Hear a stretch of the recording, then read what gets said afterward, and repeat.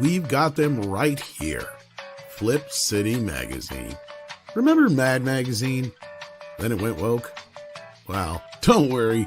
Flip City has no chance of going woke. That's right. 4 times a year, you'll get an actual printed magazine full of jokes, stories, comics, and more, all about today's pop culture, entertainment, and woke politics. Flip City takes terrible entertainment trends we love to hate with hilarious parodies of Lord of the Rings, Stranger Things, The Walking Dead, Star Trek, Hunters, and more. Trust me when I say there is nothing else like Flip City on the market. So subscribe today. It will be delivered in print, or you can even get it digitally if you're one of those wacky Zoomers. Either way, follow our link and sign up today, and if you put in midnight, you get an extra 10% off. Check out Flip City Magazine today.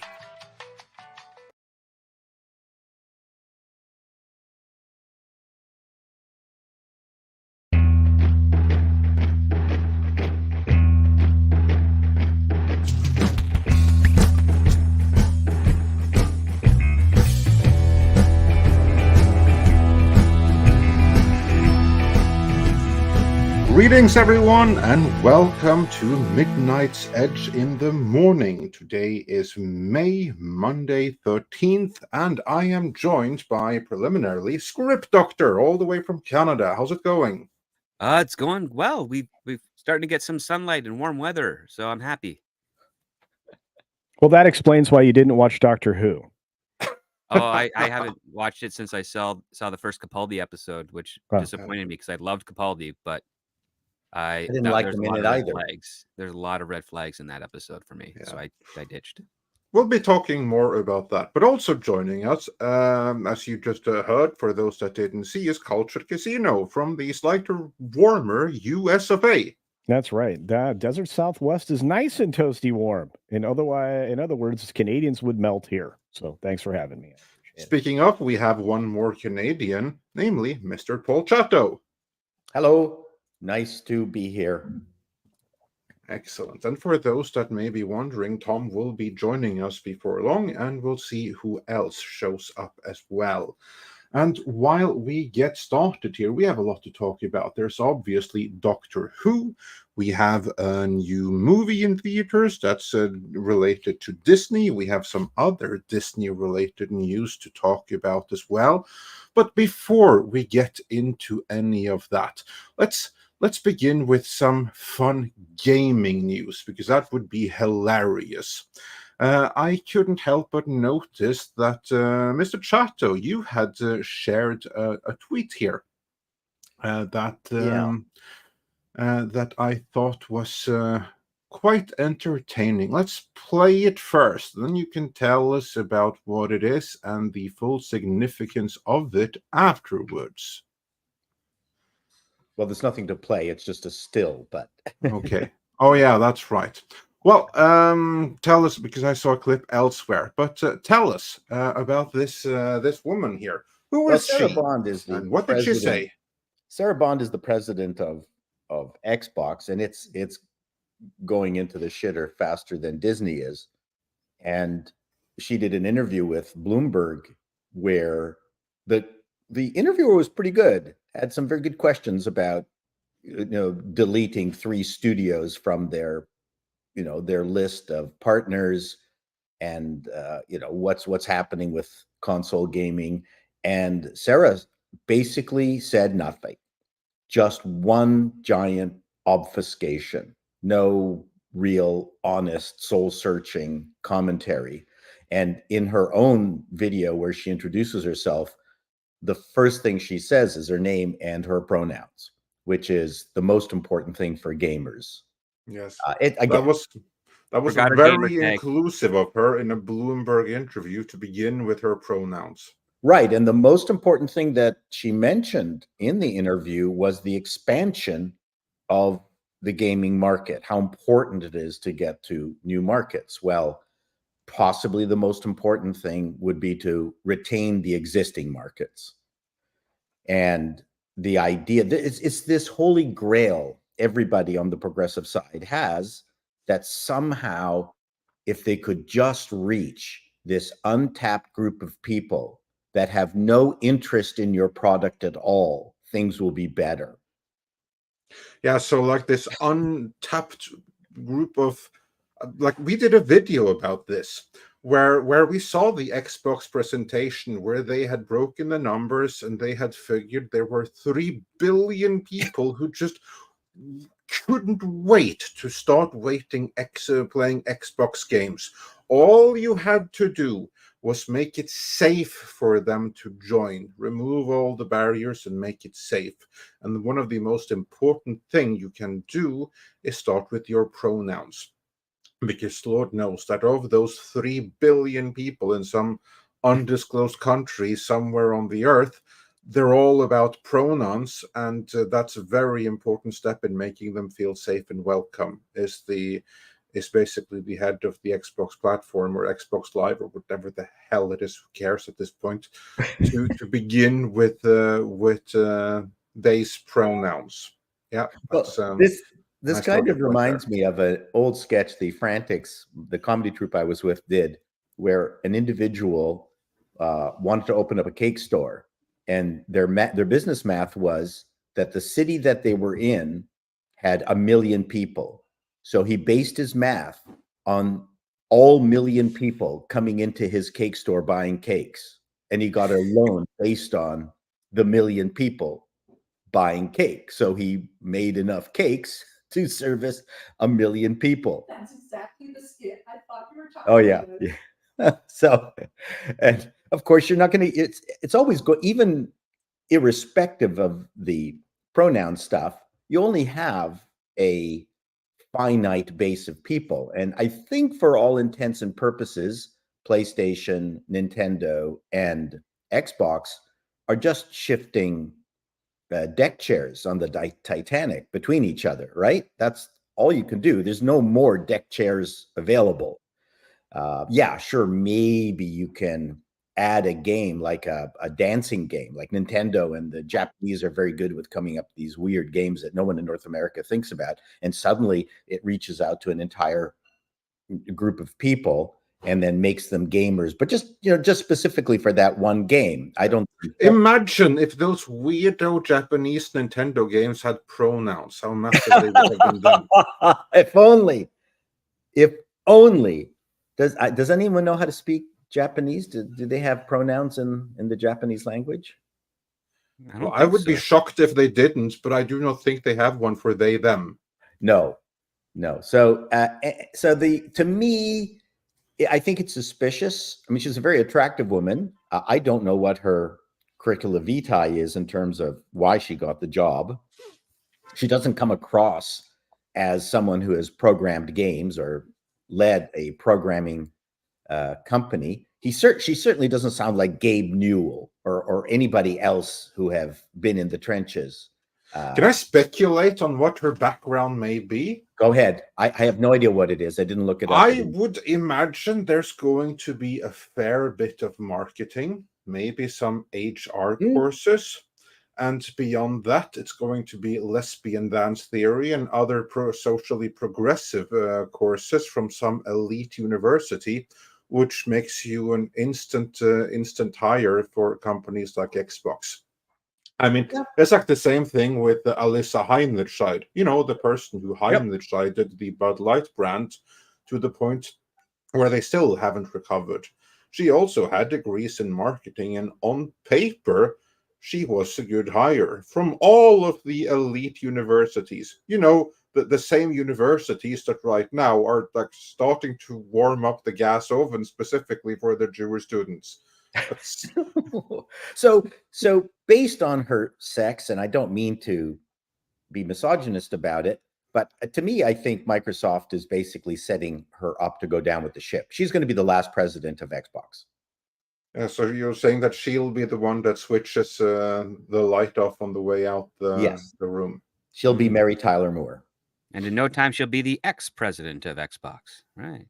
Yep. Yeah.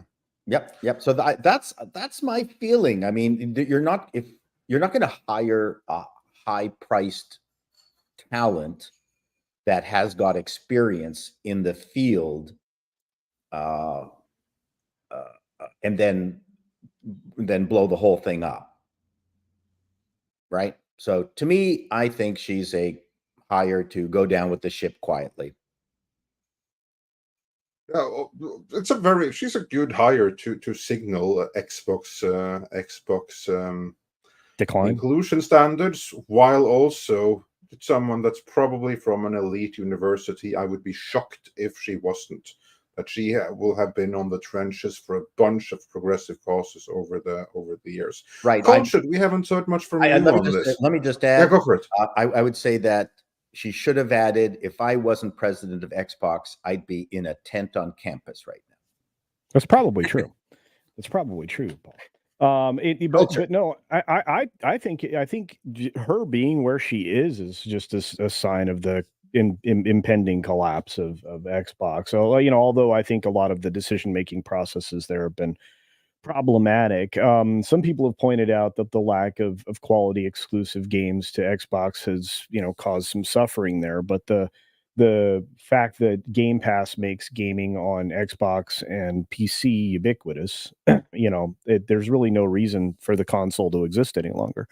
So hopefully I said that, easily. The fact that it's everywhere, it means that you've less reason to buy a console when you already have a computer. In fact, well, to be fair, though, according to Xbox themselves, there's 3 billion gamers left to tap. You just have to make it accessible to them. Sorry, I just had to throw that in there. That's their perspective. Carry on, Cultured.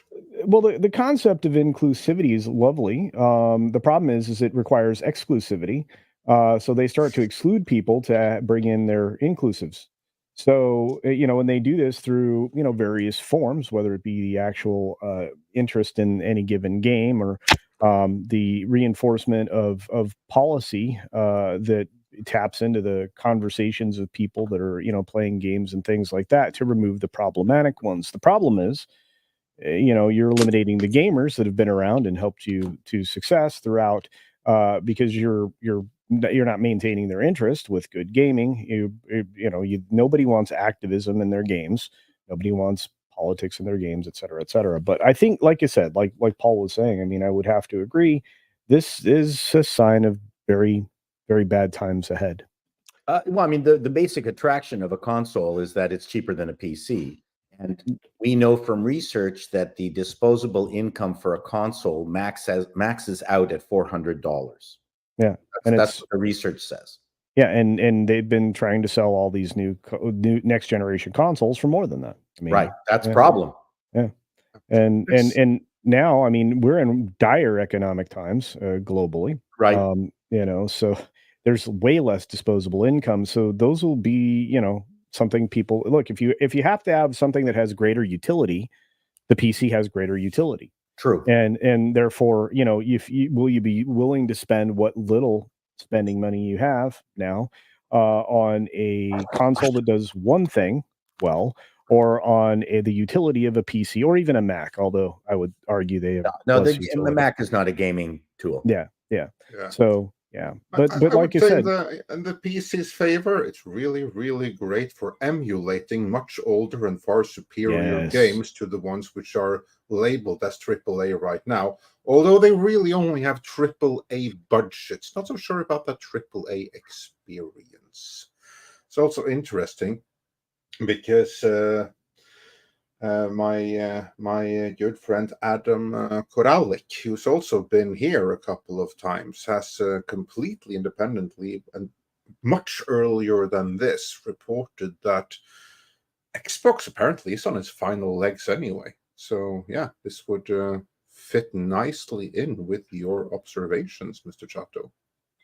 Yeah, the Bethesda purchase was a bit of surprise. Oh, that was funny too, is that in her interview with Bloomberg, all she talked about was the TV show,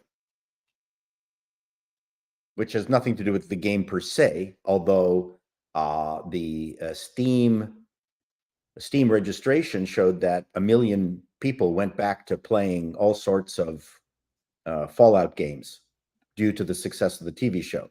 So, if they could do that to more of their games, then that would be a successful marketing ploy. But she's not going to be the person doing it. No, and moving on from this topic, before we do, we have a couple of super chats on this. Then we have plenty other things to discuss. My God, you guys need me. You're putting the audience to sleep. What are you talking about? We're talking about games. Oh, Yeah, we're just God. going to run through these super chats, and we're going to I get to the almost just monkey fell movie asleep. at the box office. So that should be fun. Oh my God. Callum Lyle says for $5 Australian,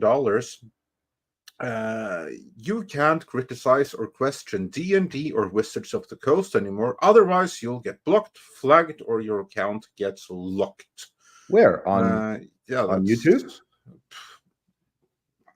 Or wherever on you Twitter? do it, I guess. If I'm Well, there and for it, maybe. this is funny. I don't know anything about this, but this is one of the reasons that people are speculating about the whole Sony Helldivers thing. Is part of the reason they wanted control over the situation with Sony was so they could get rid of people if they were acting up, was what some people were saying. So yeah, I can see this. To me, the Helldivers thing is purely silo issue within the corporate environment. You have a silo that is specifically dedicated to bringing PSN numbers up. That is how they get paid. That's how that's how they get their bonuses. It is not tied into the overall profitability of the company. This is one of the problems with siloing within a corporate organization, because if you've got a hammer, then everything looks like a nail, right? I mean, so it was that group, because I mean, Sony was prepared to lose hundreds of millions of dollars from all the other 150 countries that couldn't access PSN. They were really prepared to do that? I don't think so. But the division was because they had a siloed vision for what they needed to do, and that had nothing to do with profit. Yeah, and then moving on from there, Callum Lyle also said on this topic, related to Xbox and others, comedians should do sketches of what happens when women CEO takes over male brands. It's so predictable it isn't funny. Well, I would say there's nothing wrong with women per se, but the track record of the women chosen in this era is not the greatest. Let's put it that way. And Callum Lyle continues. I will not be able to read this out on screen because while we are on Rumble, we are also live on YouTube. But I'm just going to say that Callum suggests that she's a diversity hire, and thanks for the super chat. And Kelechi Oki says they have no leadership in the company. They need the leaders from the Xbox 360 days to return. You know, the people that saved them from the red ring of death. They were the people that caused the red ring of death, weren't they? Oh yeah, trying to get it out before the Sony PlayStation. I mean, if Xbox was serious, they would make Todd Howard the new head of Xbox. Maybe they offered it to him and he turned it down. But that would at least whether people like Todd Howard or not from Bethesda, he does have the proper pedigree, and at least it would signal to gamers that a individual with experience in the gaming world is the head of Xbox. Paul, point of order. Yes, he's white. Oh damn! And he's also male. That's as somebody who's never been an Xbox fan, and the main reason why is I've never trusted Bill Gates. I think it's hilarious watching them go down in flames. But, well, Xbox is on its way out. It's So there was some delayed effect there, but Tom, you were right in the end. Well, and it's Bill's fault that we're in a lot of the situation we're at now, and I've said this before, is because Xbox's whole goal, and that's kind of where the new Xbox comes into play, and it's kind of funny, because their whole goal all along was to control your living room, not only your gaming, but your television and your movies, and that was always part of the game, and that's what we were talking about before when we said that's the whole reason Xbox bought into HD DVD. It wasn't because they actually wanted to play anything. No. It was just so they could create a format war. It was purely what it was about, so they could destroy physical media sooner than they already are. And that's one of the other reasons why the newer Xbox, it was so easy to come by one that didn't have a disk drive in it for the longest time. I mean, remember when they were so scarce, but you could get your hands on those so easily. Yeah, they just did this themselves at the end of the day. But hey, we got Mikey in the chat. How you doing, Mikey? There you go. And I want to say about that D&D Wizards of the Coast thing about blocking them from the websites. I can see that too, just like Shout Factory blocked me from their website over bad reviews. So yeah, I wouldn't be surprised. You got some very touchy people working inside some of these companies now. These companies have to embrace the online reviewers, and we're not going away. It's just nonsense. I like to cuddle. That's fine. I'm sure they'll cuddle with you too. You said embrace. Embrace, yes. Embrace. Yeah, that's cuddling. Cuddle. John Lasseter kind of embracing. Oh, drunk hugs? Drunk hugs. That is the big mistake people are making, is they somehow figure they can control the online YouTube reviewing groups. Well, that's the difference, is we're not like all these other folks in the media who are there vying for access, right? Mm-hmm. We don't care. We pay for it one way or the other. So we're going to be honest about it. So we pay for it with lack of sleep. Yeah. Yeah. This is true. Did we get this one yet from Dr. Longdongler? We did who not. Sends a So let's get it 99? now. Reminding everybody out there, if you haven't already, to hit that thumbs up. We got Jason Webster here with an Australian 5 who says there was a pandemonium over Kung Fu Panda 4. People haven't quite gone bananas over Kingdom of the Planet of the Apes. However, it's early days. Well, that actually kind of gets us into our box office. So let's take a deviation right there. Yeah, let's do it. Do some box office. Because it wasn't exactly a big box office weekend, but it wasn't horrible, I guess. What's your observation, Mr. Box Office? My karate is not as good as my kung fu, but someday it might. I love it when you do that, Tom. Anyway, I was muted. I will say this: I think that it wasn't as bad or as dire as I predicted for Kingdom of the Planet of the Apes, which is good because it actually overperformed some people's estimations. 56.5 million. Of course, these are all round numbers, which means they're early estimates, and we don't have the full numbers until later today. But look at that per theater average at 13,865 in 4,075 theaters in the U.S. Now, it did really well globally. I think this film itself, we take a look at it in global performance. It did really, really, really well. Your international box office was 72.5 million, so you're looking at $129 million open.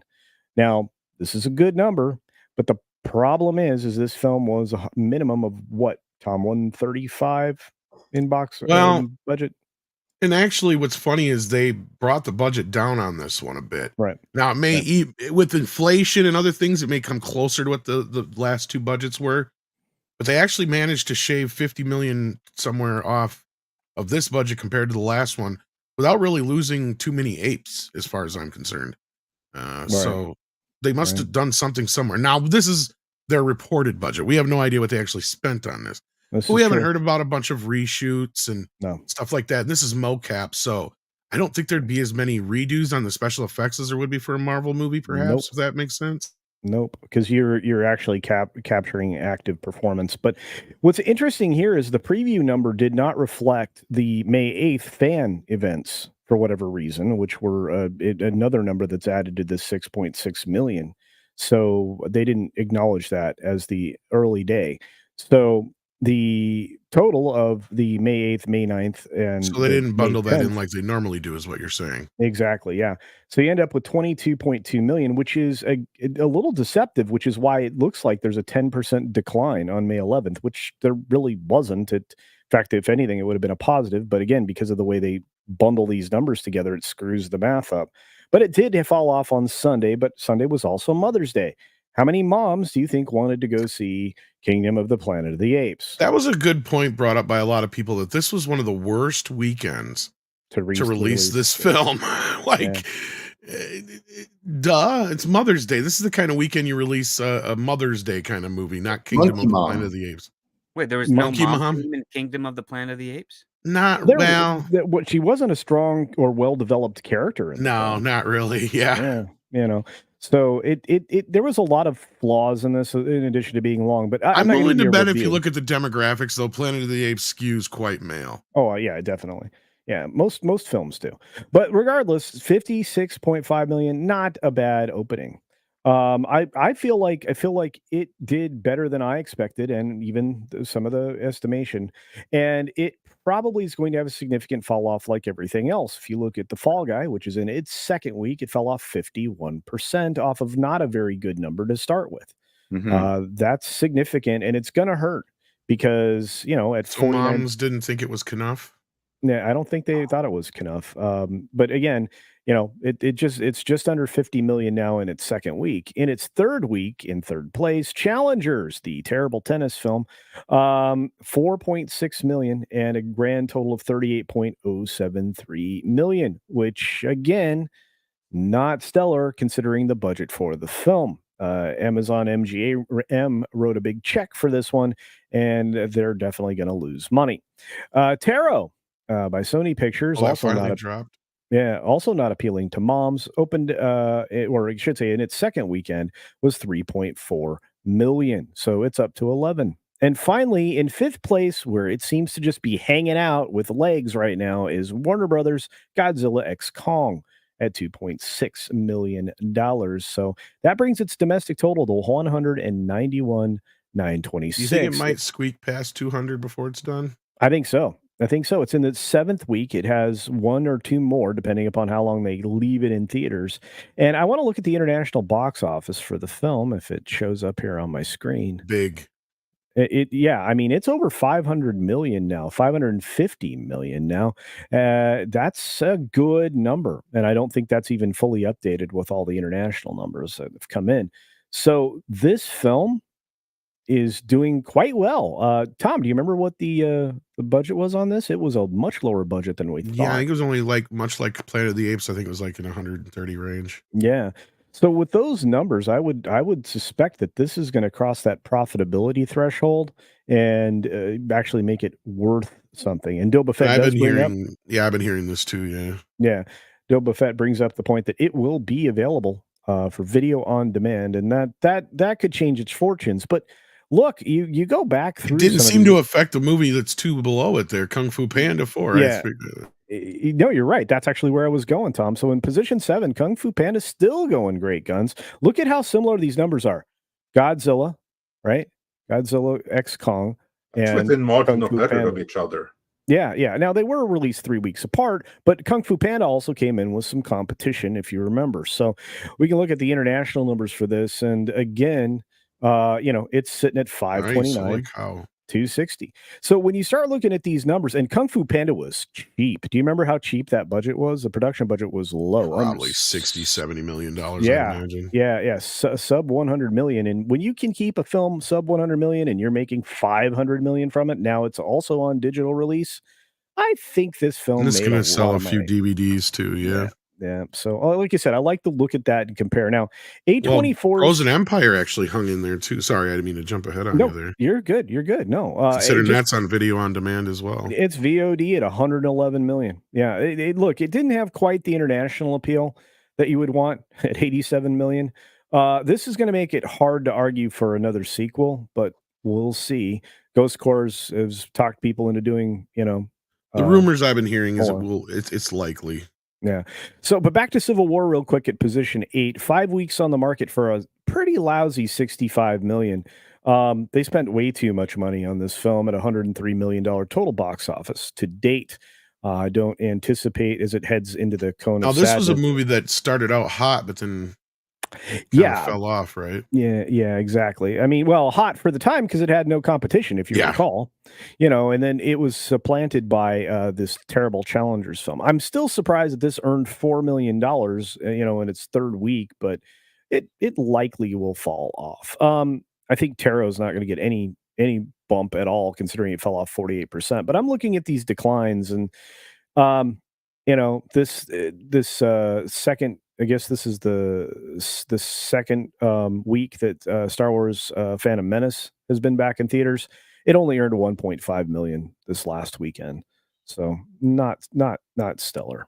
But yeah, I'm looking at these Hey, numbers and I think that's couch change for Disney. Don't diss it. They're I'm looking at all the couches in their facilities. yeah, You know well, what's they're sad though Go is ahead. that they destroyed this brand. Oh, don't Because get I had to into it correct now. myself. Come on. No, I had to correct myself real quickly that the last time they released this, it did well. But It did. evidently, it didn't even do well enough for, in Disney's opinion, to finish releasing the 3D versions of the films. But yet now this time it comes out and it kind of tanks in comparison to the last time. Because Andre was right. I had to correct myself at the end of the show. Yeah. It just didn't have a chance. I mean, to be fair, and it was It not, actually made like $100 million in its 3D release, which is kind of Yeah. crazy if you think about it. It's wild. But the saddest thing amongst all of these, obviously, is the Fall Guy. Yeah, that's a shame. And the Ministry of Ungentlemanly Warfare, which I Ooh, think that's a stinker.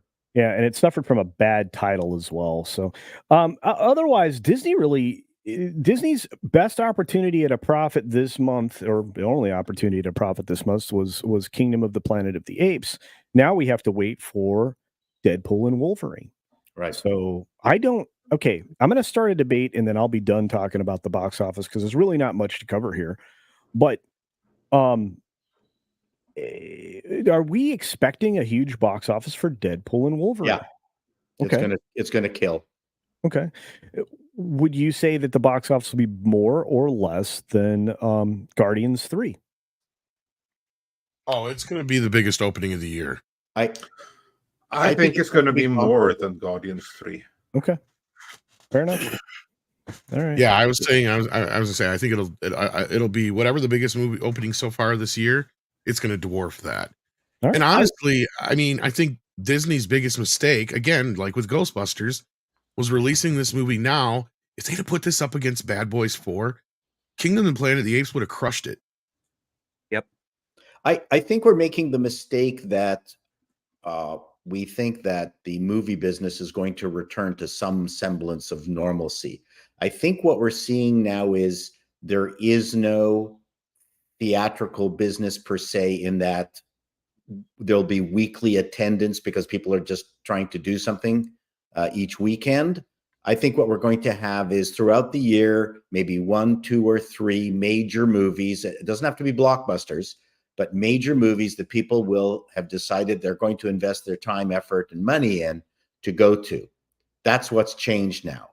So people are, I think, looking forward to Deadpool and Wolverine, and that will be their one movie of the year. That is how things have changed. You know what you're describing, Paul? You're describing how the theater and the Broadway market changed drastically after movies started to become more popularized on the scene. Theater was no longer a regular event. It became a boutique special that you would actually book and go to.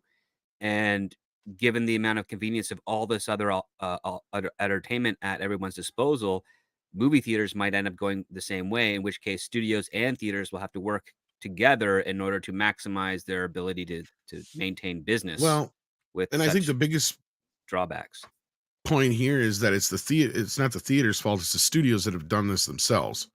Right? Because this is what I was going to say earlier, is because you go back and look through the history of Planet of the Apes. I think the reason that people are kind of getting down on this one is because it's just that where we're at movie wise right now, because otherwise this is performing just like the last 3, except for the second film in the series. And that film is an exception for some reason.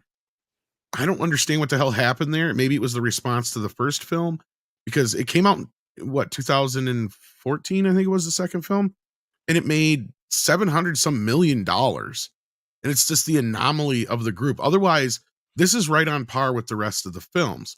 So I don't think Hollywood is necessarily broken, but I think you guys are right, is that people are going to be more selective of what they go see. Streaming has broken people's brains. Like, I think what I'm looking at here, when I see something like Fall Guy, I see a lot of people going, I can just wait for streaming. You know what I mean? And that's what I hear a lot of people say nowadays. Godzilla X Kong was an exception because people wanted to see it on the big screen. Dune is another great example of the exception. I think Paul's more right in the sense that we've reached that point again where people are kind of like, I'm not going to trust a movie unless I hear good word of mouth. And it's because Hollywood has done it to themselves, right? It used to be able that you could trust some of the stuff that come out. You knew half the stuff you're going to see was crap. But now we're getting to the point where 90% of what we see is crap. Because I had to ask myself about this new Apes film, because people are coming out of the theater it's getting a B on the cinema score, but I haven't really heard too many people trash it or dislike it or hate it like we have some other films that get that kind of a rating. I think they're just kind of ambivalent to it because it's just kind of like, yeah, it's better than most of the shit we get, but it's not great, and I could see that, because compared to some of the other stuff that I've been watching lately, like I rewatched all the 8 films, it's like, oh no, it doesn't even come close to those. But I don't know. I think that's the thing, is people are gun shy from everything. You know what I would do if I was running a theater, I would have daily Helldiver and Stellar Blade walkthrough replays for $1, and then make your money on the concessions. Come in for $1 on the giant screen, watch an hour and a half of a Helldiver playthrough. Oh yeah. With the music that in Helldiver, and It'd those be great. are great time wasters. Yeah, people are watching game walkthroughs. Have a Stellar Blade walkthrough. Just devote one theater, $1. That's all it costs to get in to see it. I'd go. And you would make a ton of money on the concessions, which is exactly what the theaters need. That's a brilliant idea. Hey, Paul, where did you get all your business acumen? I don't know. I spend my time thinking. And the theaters are finding other ways to survive. And part of what you just said is not far off from what they did during COVID, and they still do. People could rent the theater, and watch whatever the hell they wanted. For a while down here, you could, whatever the new movie was, you could rent out the theater for yourself and your family, during COVID and stuff like that, for like $30 or whatever it was. Yeah, they didn't do that here. Yeah, there's a few other places that were doing that, and they'd sell the concessions and all that business. So, but anyway, on that note, yeah, it's a pretty low ball weekend, but and can I gotta ask Script a question before we move on, because Script and Paul and even Andre, do you think that it's a confluence of events that has brought us to this point where the water cooler talk, the modern water cooler talk, which is like Twitter and our chat rooms and stuff like that, do you think that it's that coming together of everything at this moment that's actually with all of these different things tearing away this audience, that's the actual reason that everybody only wants to go to event films? Absolutely. It's a perfect storm. It's probably, it's perfect storm of everything that is basically just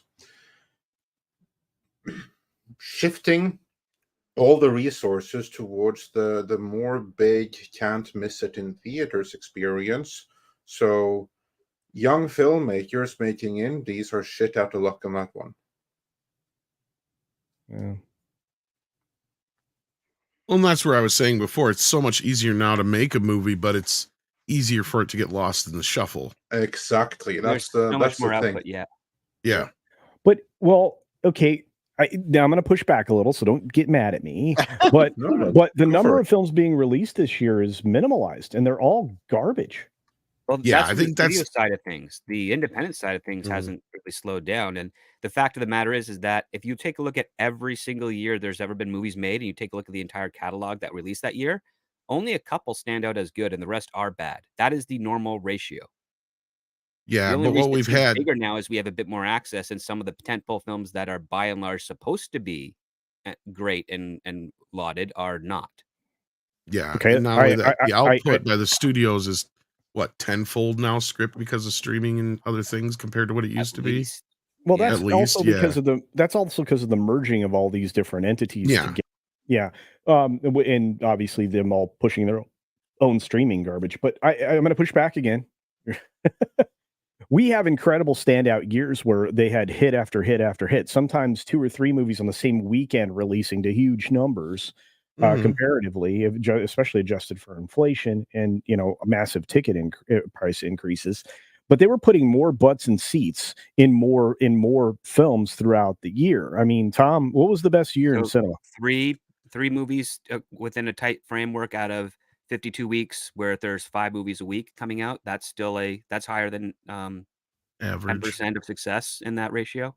Because I think the peak was 2019 as far as I mean, obviously as far as box office. But I would say the best year in cinema, not in number sense, but like all the films that were released. Because we talk about Somewhere between 89, 1982 or 84. 84, Yeah. most yeah. likely. And 90, then, and here's the thing is even most weekends, and script is right, like comparatively, like we got bombarded. What was it? Somewhere starting, you would say script probably around 2010, 11, 12, somewhere in there. Like as streaming started ramping up, they started producing more and more films. We got a lot more tentpole films. That's kind of that era where I was talking about with the second Dawn of the Planet of the Apes film. Mhm. In 2017 is when the third film came out. Because then when we ramp up to about 2017, 18, 19, that's the peak for Hollywood.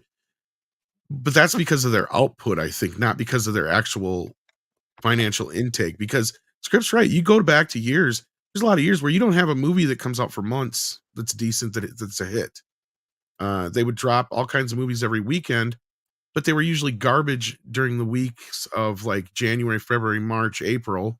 And then when you start to hit May, June, July, that's when they'd start dumping the better stuff. And if they had a hit in those off seasons, that's when the ones would make them the money, right? Yeah. So Studios would like survive on Christmas maybe and one summer hit a used to be year. the only times, the only times of the year they would bank on the big hit films, and then they would fingers crossed something would hit in the off season, basically. So can I boil it down to something simple? They make too many tent poles. Yes. Oh, absolutely, yes. Yeah. All right, fair enough. Instead of making 90 or 80% of their stable every year tent poles, like say Disney's a great example of that, they should only be doing 10 to 20% as opposed to and flip-flopping. And this is where Paul's right, that Disney has screwed themselves. They didn't make their money off of all the animated films every year. Well, a lot of times those would take a couple of years to gain their money back until you had the big hits like Little Mermaid and Aladdin. Those were the exception at that point, because most of the time the original Disney films were so expensive that they wouldn't. I think Snow White famously didn't even make its money back on its first run. Lion King was huge. That's what I'm saying. That's where things changed, right? And we got the Disney decade. But even then, they would make their money by releasing the little, Apple Dumpling Gangs and the Computer Who Wore Tennis Shoes and the Herbie movies and the Mighty Duck films down the road and the Cool Runnings films and things like that would actually make a shit ton of money, didn't cost a crap ton to make. The Zorro films back in the day, Old Yeller, those kind of things, that the type of regular films that Hollywood would put out. But if you look at them, Disney wasn't spending the kind of money that the rest of Hollywood was on movie stars and stuff. What was sold those movies was it was a Disney brand, right? Like they were usually having people like Don Knotts and Tim Conway. You think they were costing a ton of money to have Tim Conway and Don Knotts in a movie? No, they're TV stars.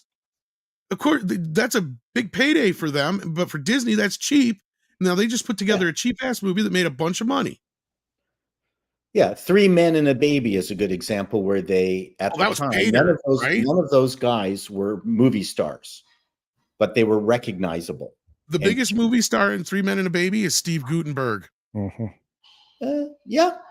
Because both Ted Danson and Tom Selleck were TV stars at that time. Yeah. Yeah, that was my example. I think they were just really, really good. Yeah. At doing things efficiently and cheaply. The other thing, and this all goes back to my theory of nothing happens in a vacuum. If you're not in the movie business and you're not churning, that's not really the right word, but I can't think of the alternative. If you lose the muscle to make them, you have to have the machinery to keep going. And people talk about, why did you greenlight those terrible products? Well, you greenlighted them because every year you have to greenlight, let's give a number, 10 items. Yeah, you have a quota. It's the only way the system works. It's not about waiting for the best quality. It's the fact that within any given time period, you've got to greenlight 10, and you hope that any given year, those 10 are pretty good, or at least a percentage of them are good enough to cover up the losses of the stinkers. So it's more of a function of having that muscle memory and keeping that going. That's what Disney has completely lost. They're out of the movie business. That's really the problem. You can't pick and choose what movies are going to be a hit. You have to be in the movie business. That's it. That is the only way you can survive. They're out of the movie business. That is the problem. You know what's even sadder is I just looked it up because I thought this was true. 3 Men and a Baby has never even been released on Blu-ray. Really? Yeah. Well, the French version Disney's biggest films. But that's As to your point, Paul, you are, of course, entirely right. And the big problem for Disney in particular is that they've lost all of their talent, all of their in-house people that knew how to make, especially animated movies. I mean, that's all gone now with that. I forgot her name. Kudos to Film Threat for bringing that to all our attention. But that woman there, who's the new John Lasseter, I mean, she's completely ruined not just Disney, but helped to ruin animation in America. Period. right. As for their live action things, and the expose I did on the art school, the animation school. Yeah, that too. Yeah, in Canada, out of 25 students, only 3 were male. And it's because of women in animation has made it completely uninteresting for men to apply to become animators. Yeah, well, it's not just uninteresting. There's no point. You're not going to get in. Correct. You're not wanted. If you are a straight male and white on top of that, you're simply not wanted. There's no point in applying. But even beyond that, even in live action, especially if you look at Marvel, their problem is they have no talent in-house. I mean, the only hope for them going forward is Deadpool. And they took someone out of the house to do that. It was Ryan Reynolds coming in to give them Deadpool. And the only thing that they did, the people at Marvel, was incorporate into the MCU and screw with him every way that they could. Case in point, you had the story that dropped here last week about how Kevin Feige had encouraged Hugh Jackman not to accept the role and not to come back for it. Does that sound like someone who wanted to make that movie that way? No, it only goes to show that Deadpool 3 is kind of like made against the wishes of Kevin Feige. Otherwise, he would have been much more supportive of it, or he'll claim credit for it. But afterwards, straight back to the movies that come from him and his brain thrust, meaning it's all going to go to hell immediately after Deadpool again. And in their live action animation beyond that, where it depends entirely on who they have working for them, their challenge right now is that the brand identity is in the gutter. Not just the brand identity, but the brand perception, which is a story that we had from that park place. Maybe this is a good place to segue into that. I'm going to... Well, I just want to respond to this real quick because I see a lot of people bringing this up, actually, not just David, to be fair. I don't think we're putting too much faith in Deadpool. I just think we're not going to undersell how big Deadpool is with the normies.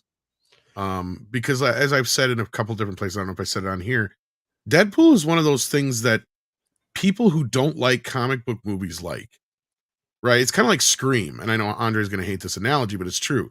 Like I had a lot of, cousins, friends and everything like that growing up that didn't like horror movies. But they went to see the Scream films because those were like horror movies on like a different kind of like level. Deadpool is like a comic book movie on a different kind of level. It appeals to people who don't normally like those sorts of... My wife liked Deadpool 1. I was completely shocked. I had an ex-girlfriend who would just watch those all the time when they first came out. And she didn't even really care for superhero movies either. And she just liked Deadpool. She thought they were funny. And I'm like, okay.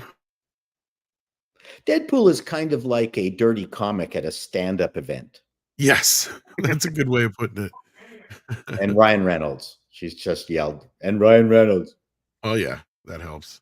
And so anyway, Andre shares this thing here as my computer goes batshit crazy. So I don't even know if you guys can hear me now. The park place. Yeah, we can hear you. We hear you just fine, Tom. Oh, no, I hear you. Okay. Yeah. Well, I'm going to have to refresh. So go ahead and take care of business here. Yeah. Okay. I'll open it here then. Just give me 1 second because it just tied so nicely into what we were talking about here. This is a story that came from that park place, and it has to do with I just read ahead. Wait till Yeah. you get to the proud. They make Poll the shows Disney dislike reaches dangerous levels. Consumer approval is crashing for Mickey Mouse.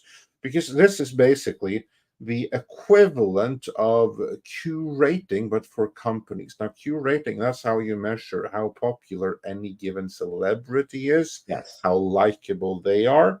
But you also have such popularity contests for companies. And here's the thing: there's a difference between an individual, especially an individual who is in politics, because there you have an upper limit to how popular you possibly can be. Because the moment that you enter the political fray as an individual, if you are some kind of spokesman or some kind of pundit, talking head, you will instantly be disliked by the half of the population that swings toward the other side of you. So that's fine. That's not fine for a company. For a company, you want as many as humanly possible to like you. You want to be able to appeal to customers across party lines. So a company needs a much, much higher approval than does any individual. And no one needs a higher approval than the biggest companies that actually rely on consumers to come to them to fork over their money, like someone that has parks. And Disney would be one of those. Now, the problem with Disney entering into this political fray is that they have politicized themselves, meaning that they now have a favorability rating that is far lower than that of many politicians. So if we read this story here, Rasmussen Reports has a reputation of accuracy and is reporting consumer reaction to the Walt Disney Company that has some gasping in surprise. I think if you think our modern political candidates are divisive or perceived as such, they're still not on par with where Disney has placed itself by weighing in on controversies. Perhaps the not-so-secret agenda was a bad idea after all, as we can see depicted here. Now we get to it. The political website 538, which ranks pollsters according to their own rubrics, gives Rasmussen Reports a -03 rating for accuracy, in which a negative number is excellent. Blah, blah, blah, blah, blah. But it gets worse. I'm just jumping a little bit ahead here. And the gist of it is that of course, everything is going bad financially, but what is even worse is that, Disney is more disliked than a politician. And we see that Wow. right here. Here we have a favorability comparison. Now, I've blown this up as much as we can on screen, but what we read here is the number of consumers that knew how they view a number of entities. Like, for instance, the number of respondents who view, say, Trump very favorably is 30%. The people who view Biden as very favorable is 22%. Disney, by contrast, is viewed very favorably by only 19%, meaning that Brandon himself is more popular than is the Disney company. Well, Now, either is more popular. yeah. And then if we go to the other extreme, and because that was who sees them very favorably, so that's the least amount of people that had a favorable view of Disney. But then let's look at dislike. How strongly do someone dislike? Now, Trump, the people that dislike him are 37%. The people that dislike Brandon, Disney's point, is actually much higher at 49%. That's going to be interesting to remember for November.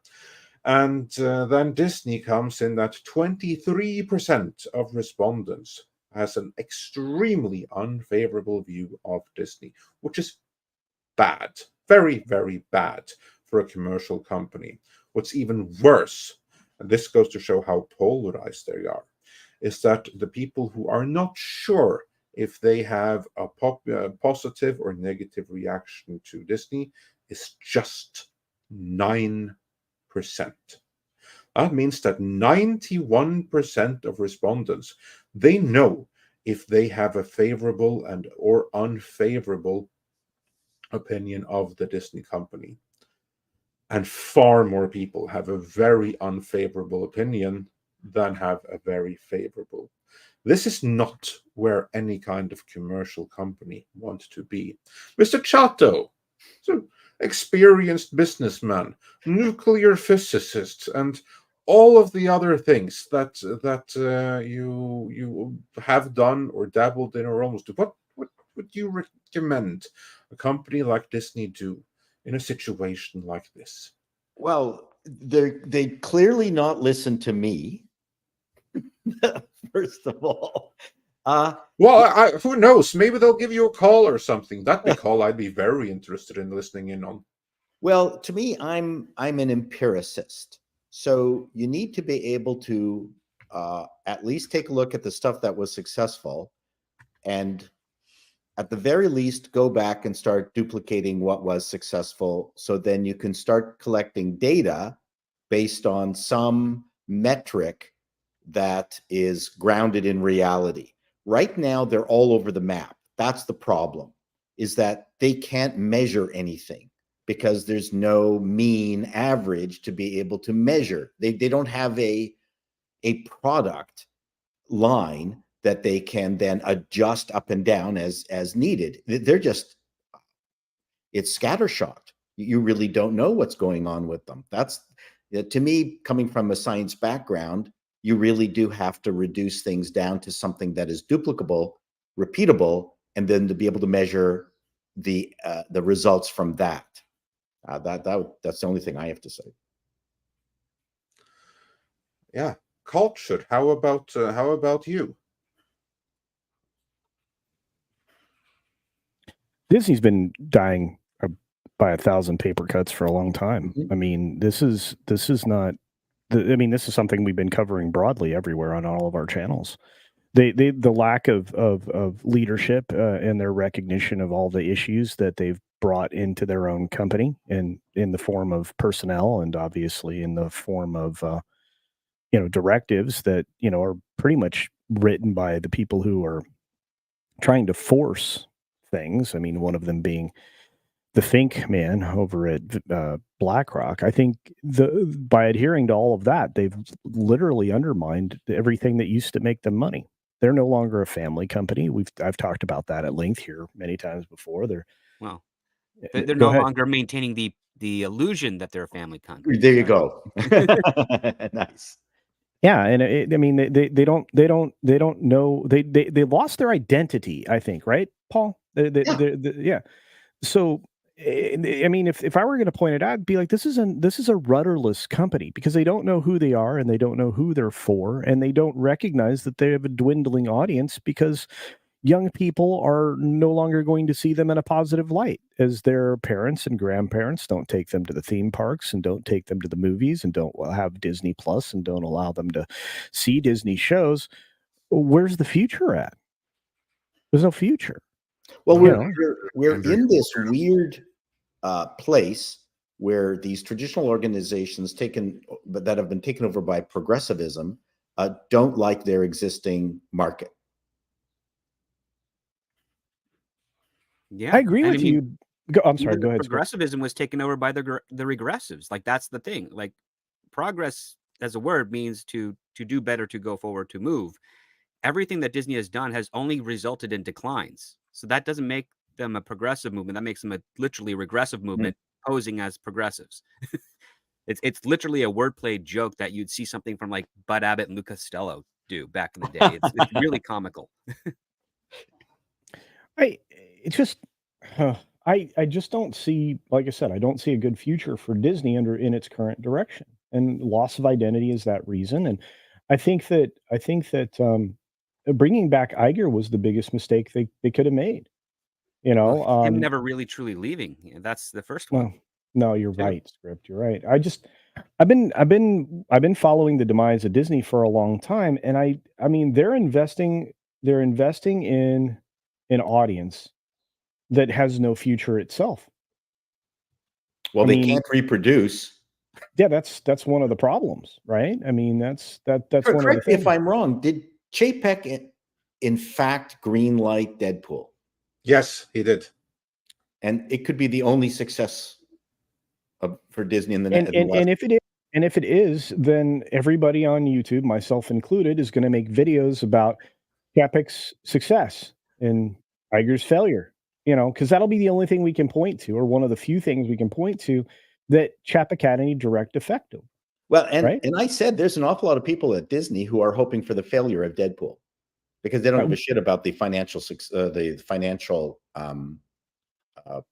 the health of the Well, company. and Feige didn't even have Deadpool He didn't want it. interest at heart, right? Yeah, Like the clear boat here was to sail towards Wolverine, and he's like, "You shouldn't do that. I don't want to do that. I don't think you should want to do that." You know, it's like, well, duh, that's stupid. And going back to your initial point, like, yeah, you have a family company. Oh, God forbid you actually appeal to people who can have kids or want to have kids. That's kind of like why all these companies for years, for the better part of a century, regardless of knowing that, yes, there's more than Christian folk out there, would do their damnedest, though, to, you know, try to cater to the Bible Belt group and the Christians. Why? Because they actually have families. That's why. Not every other group has that guaranteed. That's one thing. That's why Disney always kind of was on that cusp of, you know, we're going to be that sanitized, not quite religious, but damn close to it kind of stuff that Puritan. they release, right? Yeah, Puritan. Thank you for the word. I was trying to think of. You're welcome, sir. Yeah, we're going to be the single mother's theme park. Yeah, Florida World or something. I don't get it. Dad destination, you know. Yeah, no dads allowed. Again, it's the weirdest thing that they're just not doing the simple things that, you know, dumb Hollywood would have done. With the success that they had with the Marvels, they should have been cranking out Iron Man, Black Panther, Captain America movies until they stopped being of any interest to anybody. Well, they should have squeezed that lemon until it was gone. I don't understand. Well, we should be on like 24 Captain America, Thor, Iron Man Right. movies. They could have drugged this out another decade or more had they not fucked with the formula. Yep. Right. Yeah, and you know what? The formula works. Do you know why? Because the comic book readers enjoyed the formula. Yeah. I mean, it's pretty easy. Black Panther. Look, all I know is that, you know, this article is basically leading us to the conclusion that when the parking lots at Walt Disney World are full of Subarus, the transition is complete. Hey, watch it. We're a 3 Subaru family. It's a nerd. But scroll down. Take a look at that cartoon. Okay. From what's it called? Makeup Boy from the Proud Family. Oh. How's that? Scroll the article down. Yeah, this is how neo-Marxist this is. This one here, you mean? Yeah, here it is. Look at that. Yes. Yeah, Disney's indoctrinating your kids. Yeah, I have to say this is very stunning, brave, and inclusive. I mean, why aren't parents flocking to Disney Plus with content like this? And you know what's problematic about this is that I have coming from an artistic background. Is that this is not how they view themselves. No, that kid right there is a huge nightmare just on its own. Get away from the colors. Just look at the silhouette and that. I was just going to say it. Kid. From an art background, like you only show the belly like that if it's a villain, like a henchman. Or a cute kid in a diaper and t-shirt. Yeah, exactly. Yeah, you never do it to an actual like heroic character or whatever, or somebody you're trying to glamorize. Hey, the character is also good for that as well. That like a Homer Simpson type. Yeah. But this is coding, kids. Coding. They evidently there's that word again. Well, I thought this was family. This was hilarious. Oh, this is definitely not for families. Well, there is something. Modern families, people who are more tolerant than you. All I know is when I used to get into my mom's makeup and give myself black eyes and shit, I'd get yelled at. Yeah, it's probably expensive makeup. You know, I mean, you know, you're sitting there and like, we need to look like vampires, Mom. Well, not with my $80 makeup, you don't. Or draw with an eyeliner pencil because you can't find your own pencil crayons. No, I wouldn't do that, but Yeah, no, I mean, it's like, anyway, it's just silly. That was last week. You're right. Well, You are. Tom does like to do cosplay. He's really good at it. I Well. was Spider-Man when I was 5. You were, eh? Yeah. Well, yeah. Well, geez, what did I do when I was 5? I think I wanted to be a race car driver, which drove my mom nuts. And then I was Superman for a while. Then I became Batman for a while. Then I was a Ninja Turtle. I like turtles. Oh, I forgot And- why I was a And you Ghostbuster. for a haven't, couple and you years, too. haven't stopped. No, that's where it stopped. no, I've So, been a yeah. Ninja Turtle ever since. Yeah, it's going to be I'm a a part-time Ghostbuster. part of the challenge is if someone decided that they were going to fix Disney's brand, is there any value in trying to go back to the old brand and actually re-engineer a new one that might be a combination of new and old?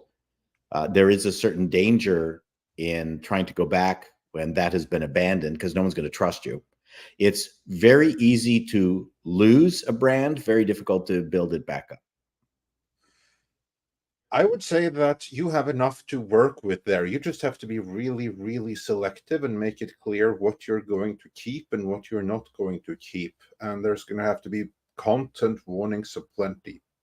As for me, no, that's for real. I mean it. I look forward And to under the new day. management signs as well. Yeah, under new management, in some ideal scenario, what you would do is you would actually release, make sure that all of the classics are released in their proper format, and the stuff which kind of like are part of a larger thing, like the stuff of the MCU, it's made, so still needs to be there.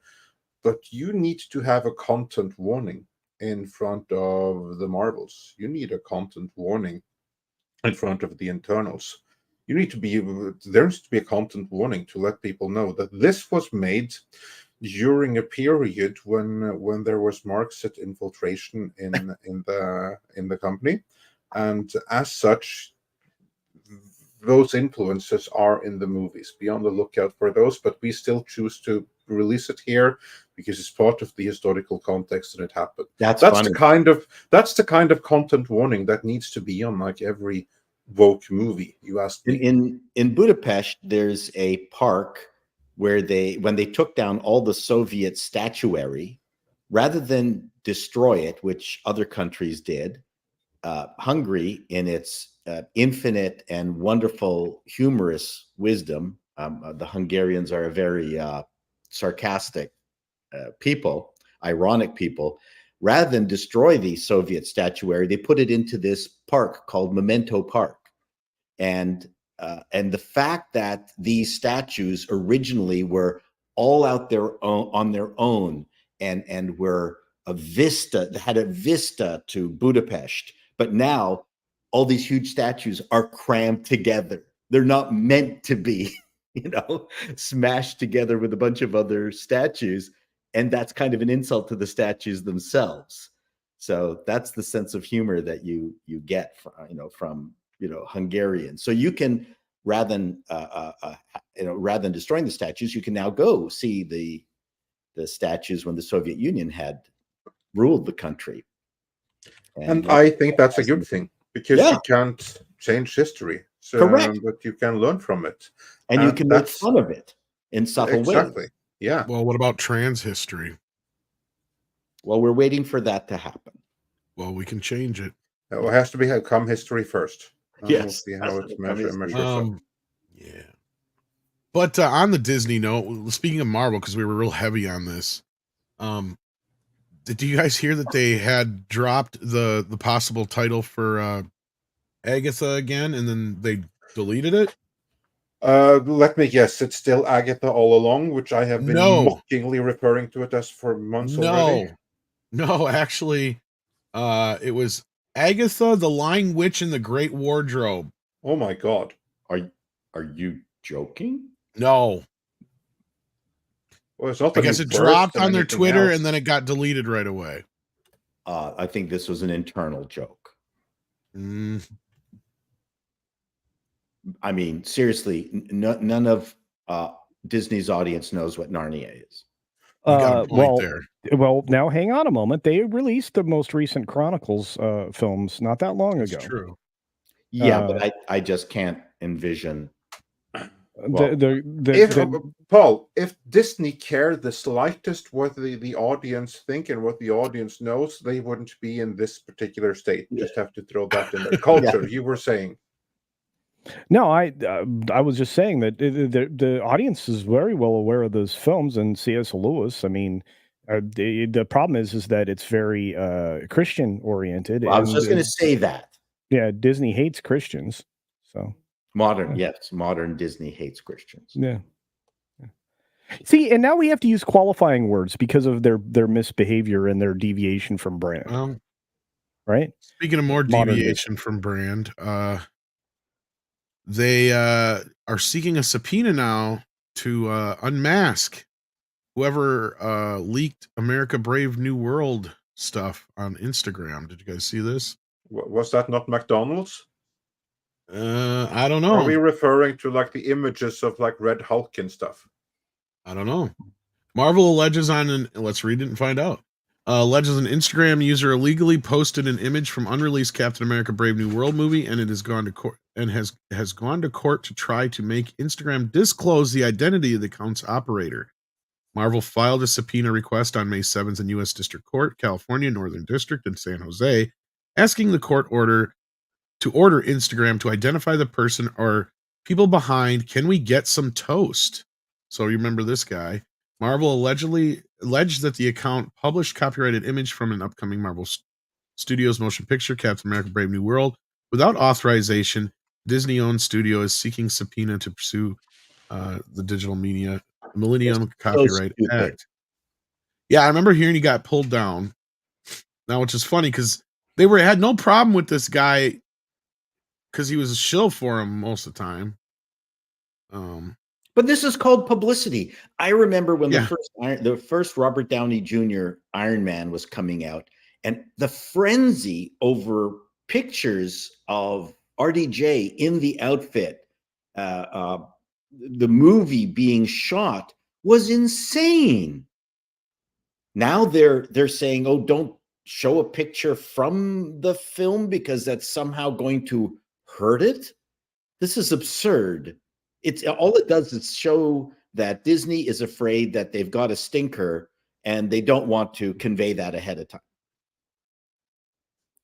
We'll find out that they do mention the McDonald's bit too here, but yeah, no, what the McDonald's thing was, I don't have an actual story on this, but I can almost guarantee you what happened there is Disney told them that the movie's being pushed again, and McDonald's was like, so? Yeah. And they're like, oh, well, you got to change your schedule. And they're like, no. That's about it. Because at this point, Disney has changed shit so many times on these people that McDonald's probably just told them to go F themselves because they're tired of changing their schedule. Because you got to remember, these schedules are all scheduled out like a while in advance. And that means that something else would have had to move for them. So they probably have a deal with something else next year at this time. And they're not going to move that. So that's basically why they just dropped this stuff now. This kind of reminds me of the whole Hasbro thing too. And some of the other stuff. Like this is becoming a common practice with Disney. Like that's another thing I wonder, how long do you think before all the other companies keep putting up with this crap with them? Andrea and others. What do you guys think? I mean, this constant like changing of things at the last minute, moving stuff around. I think they're fed up already. And we're seeing that with McDonald's now, because now they're like, you know what? We don't care about changing this because we know there's no money in it anyway. So what if the movie comes out next year? We've had multiple such special Happy Meal Marvel deals with you before for the last few years. And obviously, there's no money in it for them. It's not worth it for them anymore. Because if it was, they would have changed this. But they don't care. They're not changing their schedule. And they do that only because they have no faith in it. They knew long enough ahead of time that this movie was being delayed and they didn't care. That's the issue here. Well, that means that they now have data that shows that whatever they are paying Marvel, they're not getting back again. Of course, there's like they probably sell the same amount of Happy Meals and stuff that they do anyway, but they don't sell any more. They It's don't funny. get a spike of people wanting to get that Marvel Happy Meal. And they did that obviously a few years back in time, but they no longer do. And that's why they don't care. You're going to have the same thing with Hasbro. There's like rumors that they're like thinking of scaling down tremendously. That's obviously in response to the Marvel and Star Wars output no longer delivering. And this is like the thing. Marvel and Disney, they have weighed tremendous power because there's people can't afford to say no to them. But now when everything is crumbling, why would you care when You know there's what no this longer reminds me money of? for them? Carry on. This reminds me of the time period in the late 90s and early 2000s, because this is when I was working at Taco Bell. And this came down from corporate. I think I've told this before, but after the fiasco of the Star Wars prequels and Godzilla, that was when Taco Bell said they would never do a deal like that ever again. They got so screwed on those two deals because we were so inundated with stuff. We had so much crap we couldn't get rid of. Like for years, I was giving away Phantom Menace posters because we had so many of them. And they and I can't remember the amount of money they paid George Lucas and Lucasfilm for the Star Wars deal, but Godzilla was the same thing too. They paid way too much for it. It was a big hit at first, but then, like you just said, Andre, I think they realized down the line they weren't selling any more, or at least not enough to make it worth the kind of money they were spending to get these kind of deals. And see, Exactly. McDonald's and Disney have had a good relationship for many, many years until more recently, right? Culture, I think recently it's been a bit more rocky of a relationship, but for the longest time, McDonald's was like the home of Disney everything. Yeah, and Burger King had the Looney Tunes stuff, all the Warner Brothers Yeah. stuff. So yeah, but look, I mean, a lot of relationships have soured. I mean, not to the extent that they're at odds with each other, but there's no money. These licensing deals are killing companies. Look at what happened to Hasbro. So you're seeing a lot of these things just not work out for either party, and again, simultaneously for both, because, well, the poor decision making in the product they're producing. Taco Bell, McDonald's, whatever, they're not helped by a failed property that they have as part of a partner promotion. It doesn't help. So again, I mean, if I was working with a brand that was causing damage to me, I would not work with that brand anymore. I would immediately find a way either to dismiss the contract somehow, or beg out of it, or just fulfill the contract's minimum requirements and never sign another. Because if you're hurting your brand, you work hard on that. Paul just said a few moments ago, in the case of Disney, you can build up a brand, but rebuilding a brand, that's a whole other ballgame. These things require such a lead time. It just shows utter disorganization on the part of Disney, not being able to fulfill their obligations. These companies used to be a really well-run machine. The movie came out, you got your Pixar characters in it, in at McDonald's. It was really tickety-boo. It was really, really a well-oiled machine. Not that there wasn't panic in the background as manufacturing had to be ramped up and things like that, but from those of us on this side of the stage, everything looked quite orderly. Now, one thing I wanted to mention with regards to something mentioned, people mentioned Pixar and bloated budgets. I remember when my friend was working at Pixar, they needed another model for Toy Story 2 for the person who fixed toys. Do you remember the old guy that sewed Woody back together? Yeah. Okay, so they were at the crew that my friend was on. They needed a new character. And I can't remember Lasseter or whoever said it. They went, we cannot afford to make another model. They actually used the old guy from one of the shorts. Yep. I can't remember which one yet, but I know the story you're talking about. Right. Yep. that was their solution. Someone actually said, no, we can't afford to generate another model, can't afford to generate another room, another building. And that, I think, was really, really, because you don't hear that anymore, right? No, It's just, it's oh, mostly we're, throw money at very it. little. Well, Very little of Pixar's early movies ended up on the cutting room floor as part of the editing process because it was already pre-edited and they really could only afford the clips that they put into the movie to render. Well, Toy and Story 2 is the exception to that, but yeah, go ahead, Culture. But sorry. it also made Lasseter a bit notorious. He was a very nice man, but very notorious for saying, "We're going the wrong direction. Stop. Yep, We're start over." starting again." Yeah, and that who does that? That's real leadership. Who says this isn't going to work? We need to restart. And I asked my friend, did Lasseter ever insult or dress down anyone in the room when they were doing the oh God, the picture thingies, when they were what's it called, the storyboards, Itch. the storyboards. Well, Yeah. they were Oh, the pitching all the time, storyboards. all the way through a movie, and he said never. He would be silent, and people would be scared to death of his silence. But at no time did he ever dress anybody down or belittle anyone. I He specifically doesn't seem like the asked him. type, yeah. No, it's not a question of being the type. I asked my friend who was in the room with Lasseter many, many times if that was the case. So, Well, and that confirms what we were hearing before, and that was that this whole thing was orchestrated just to get him out because he had a bunch of young people who didn't know what they were doing and they didn't want to listen to some old guy instead of opinion. looking at it.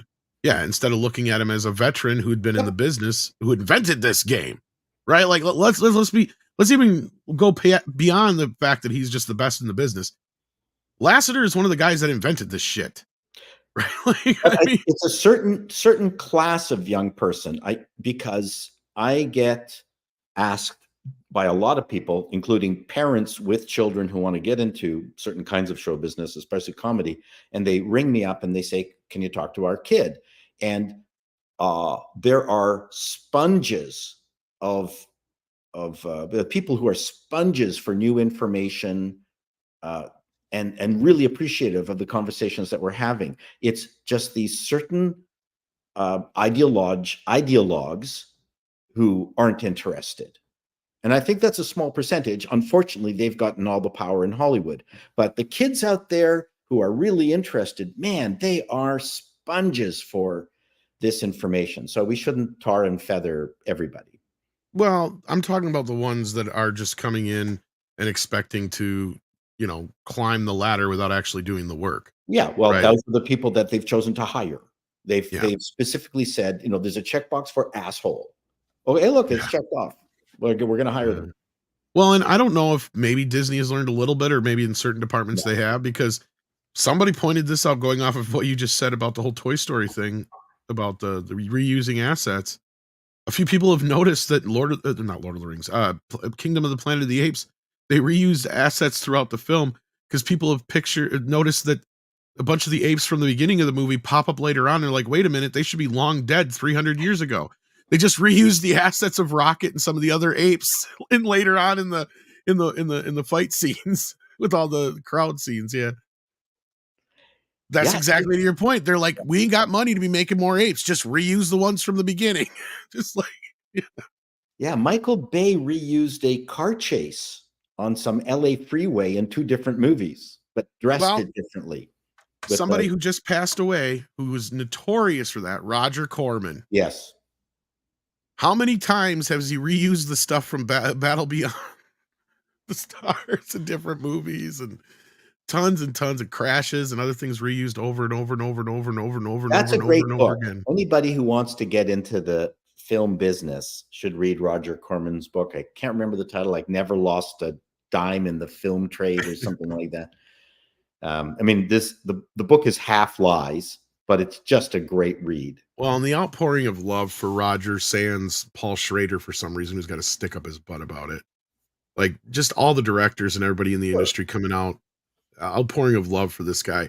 I mean, that's just the reminder I had this weekend of, what fun movies used to be, the exploitative side of films. And even in the exploitative side, despite the word sounding bad, people still had a lot of fun. You know, they had a lot of fun making these movies. A lot of casting couching went on back then. All these mid-level, low-level producers promising things. Yeah, I mean, those were. But we lost a true legend. I mean, we use the term a lot. No, Roger Corman was a legend. Yeah. Like, who came out of there? Carpenter.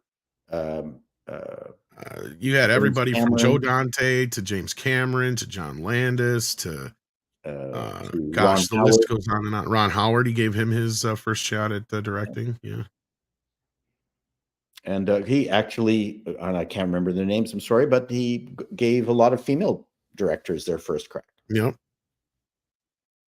Not to mention the actors and stuff that he's responsible for, like Jack Nicholson. Yeah. And stuff like that. And some of the others. Corman didn't do Easy Rider, but I'm sure. No, but he was in Little Shop of Horrors and another Corman movie before that. I can't remember what it was, but yeah.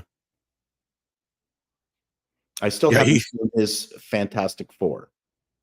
I have it. I can send it to you. It's actually on. Yeah, it's on YouTube, actually. Is it? Oh, is it any good? Yeah. Yeah. What happened was, and this is my speculation, but I'm pretty sure this is what happened.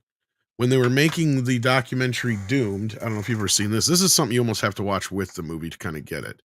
When they were making this documentary, the director went to the people that had a copy of the film and had them actually process out a DVD of it for him. And then it leaked online. And he's the only one that anybody knew that had a copy of it. So you do the math on that. And then like a couple years after that documentary, the same people put this out, and it's the actual movie. Oh, so yeah, it's DVD quality, basically. I did a search on Fantastic Four on YouTube, and the official trailer for the Pedro Pascal, Vanessa Kirby. I don't think we never talked about it. It came out 8 days ago and no one's talking about the trailer. Is that a fake trailer? I'm sure it's a fake trailer. Okay. Yeah, it's fake because it is. It says official. And then you can go and check out which channel uploaded this official. Okay. video. Okay. Yeah. I hate that. You know what? It really bugs my ass. Yeah. First trailer. Yeah. Anyway. So no. What should bug you more is when the real one does come, if this one looks better. And Paul, I just sent you a copy of it from YouTube on. Wow. Okay, I just see it. I just found it on YouTube. But okay, so if you found it, but yeah. Yeah. Oh, yeah, it's worth checking out. I'm looking forward to it.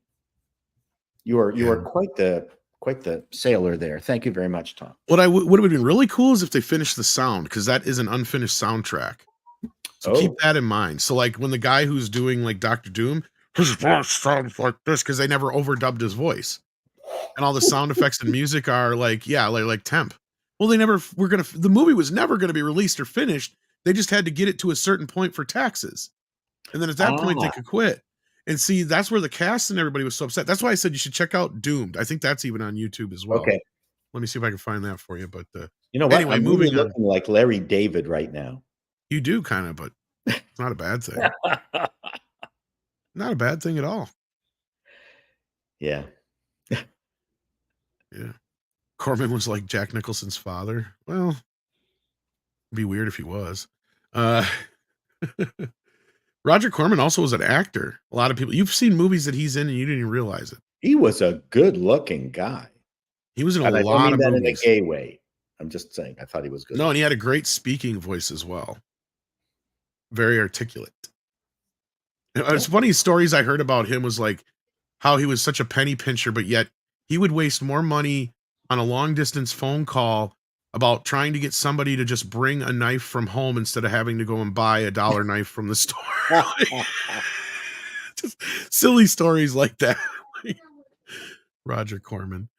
But anyway, let's get into the super chats here. We got Samuel Main who sent in a super sticker. Let's see if I can see what it is. It is a little pear guy giving us a thumbs up. Thank you for that. And Dr. Long Dongler also gave us the no, I think we got this one already. Thumbs up one. Yes, we did. And then here's one for Paul. Bingle Bangle Bungle. I'm so happy in the jungle. Has been a member for 11 months, says Chato. I love using my MacBook Pro for gaming because an hour later I can use it as a panini press. True It's that story. hot, huh? Yeah, they are very good for toasting sandwiches. So, No, Toasty. super cool. Uh-huh. No, they're not hot at all. Uh-huh. Oh no. Actually, well, there's one model that's hot, but everything else, Oh. the fan So doesn't even hot. kick on in this on my Pro. So hot that the battery will expand and explode. It might be one model. I haven't heard that rumor. I'm very well connected into the Mac community. You want to see my exploded battery? MacDonalds. On your Mac? Yeah. Oh, that happened like an old one. I've got an old one with an expanded battery. It was kind of cool. Kind of cool. No, it was very hot. Yeah. Well, those were the old Sonic. Intel ones. None of the new silicon ones have had that problem. I don't think. I don't. Oh, actually, it I'm was not an Apple shill. Okay. No, it was a power PC chip. Yeah, there you go. Chaos Sonic 1 For sends in Intel. 5 and says, my response to the gaming industry failing after they have proven us right many times. Oh no, what happened? How terrible. This is awful. Oh no. Oh no. What No. happened? Oh no, how terrible. Oh no. Callum Lyle sends a 5 Australian, says, you know, I'm right about that reason why she was hired, but the question is why? Why is losing money a good thing? Is it worth it? Well, we've answered this question in many forms before with the whole DEI thing. Until these companies change that, that's not going to change. Yeah, they don't think they're going to lose money making these decisions. That's the comedy behind it. Yeah, as was it Samuel Goldwyn who said nobody knows nothing in Hollywood. Well, they're proving that tenfold. Absolutely. No, they see it. They see a gimmick, which is that, hey, this is a new angle that we can talk about with regards to this job and position, but it's at the expense of, are they actually qualified? Can they do good work? If they can't, then all you're doing is creating a circus freak show, so to speak, carnival attitude towards advertising and also running that department with which the person has been selected to oversee. Indeed. And then we got Chuck Copeland, who says Western gaming is collapsing. Meanwhile, Honkai Star Rail, if I said that right, or Honkai, maybe. Honkai, yeah, Star To get Rail. more away from the pejorative. Honkai all I want. I'm white. Millions a month. You'd think they'd copy success. Well, usually that used to be the way Hollywood, video games, television, you name it, used to be. Even toys, food. Like, you just copy what everybody else is doing and hope yours hits too. You know, I brought up Battle Beyond the Stars just a few minutes ago. What the hell was that? That was a ripoff of Star Wars that Roger Corman came up with. Yeah. And then it was ripped off again. Even worse. Get into that? No, that's why I'm keeping it as vague as possible. Yeah. Well, I do have the video, you know, because you sent it to me. It's a combination of Dirty Dozen, Seven Samurai, and Star Wars in space.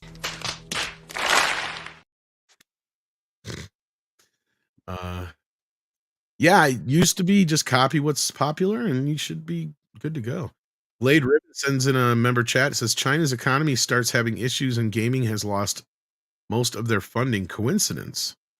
Is China that big into gaming? Here's the thing. Gaming, this is not a coincidence, but it's also not causal. The economy is screwed all over the world, and that's what's causing both. No, he said it, David. Yeah, no, that's not AI. Nightwish fan 1991 sends in 10 and says, look, there's a very simple explanation for Doctor Who's ratings collapse. The weather was nice in the UK. They only see sun like that once a year. Easy explanation. Oh, is that what they're going with?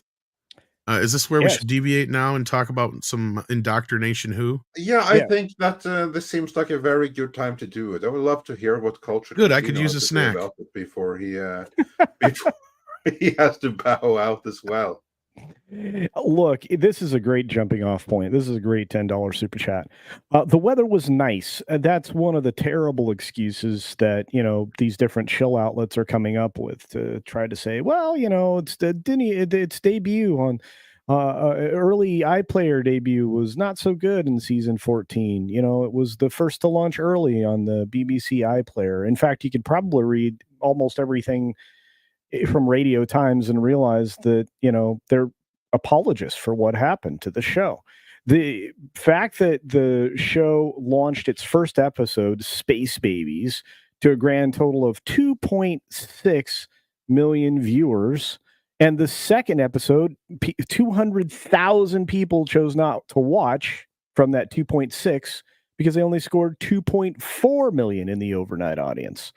These are both overnight audience numbers. They don't include views in other places, but these are substantially poor, what do you call it? Retention of your audience retention. And this is bad, right? They're trying to say, well, this is not the whole story. It doesn't include the viewers who watched on BBC iPlayer, which will be more significant than ever due to this season being the first to debut early on iPlayer. Well, do you think we'll see those numbers anytime soon? Will they try to extend it many days so that they can embellish it? Is there a reason why, these are being dripped out? Of course there is. Every time they do this, we know that they have a real stinker on their hands. And again, it says, the figures in this article in the Radio Times, that idea comes from figures are also likely to have been affected by good weather in the UK.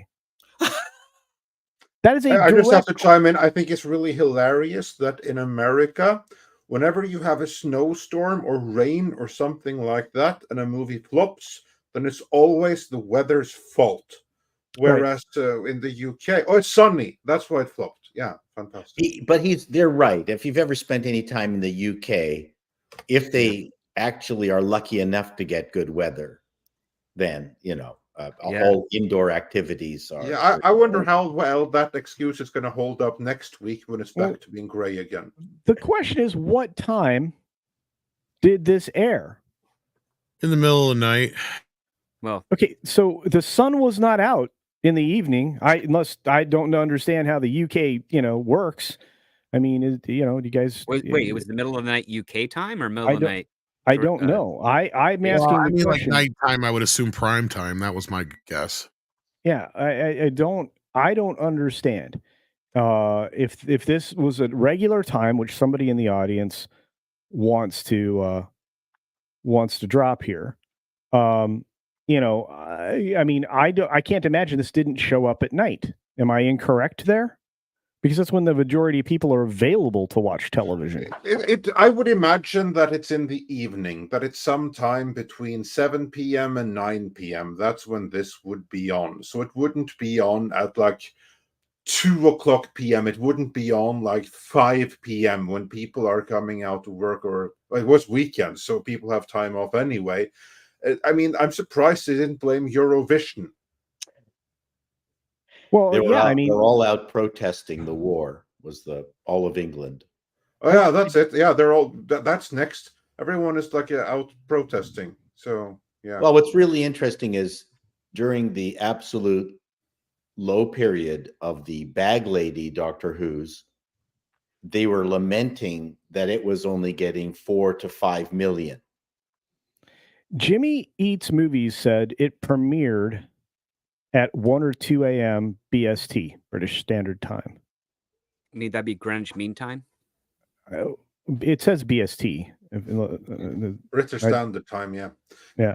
So anyway, yeah. If it okay, what I'm being fed in the background here is that it actually just shows up on iPlayer. I don't know what the hell that is. It must be one of their the BBC app at like midnight, and then it premieres at 8 p.m. Saturday night. Right. And they did blame Eurovision. And that's the other thing is like if there's people out protesting, this is that new untapped group that you're trying to get. They're busy. They're all protesting. Yeah. They don't have time to watch this. They don't have time for this crap. They're saving the world. So was how good was the weather that at 6:30 or 6:45 at night you weren't available for television? I can't even. I don't know how many times I can use a restaurant analogy for this, but here's another one that works. This whole idea of doing this whole thing, going back from the top of our conversation from the last topics and everything going into this. This is like a restaurant going out. Look, we're Burger King. How do we get more vegetarians to eat hamburgers?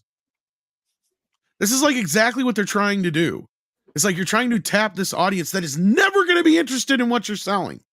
Period. Tom, can I continue that analogy? Please. We need to expand our audience to get vegetarians. So therefore, we have this new advertisement. All our burgers now have bugs in them. Yeah. Like it's all now grown meat, courtesy of the owner of Amazon who does that stuff with a little bit of bugs on the side. Let's advertise this to everyone. Hey, everyone, come here. It's like homegrown, lab-grown meat with bugs. Now, the Whopper, not with 100% bugs. The veggies is going to flock to them, and they'll lose 98% of their existing base of people that came to them, and that's exactly what's going on here. They need to capture that 0.3% of the audience. They're very happy to lose 90% of their existing audience to do so. That's exactly what's going on here. Yeah, Chato, actually, I do remember this, and you know what? I don't think they even offer that burger anymore because nobody bought the damn thing. Yeah.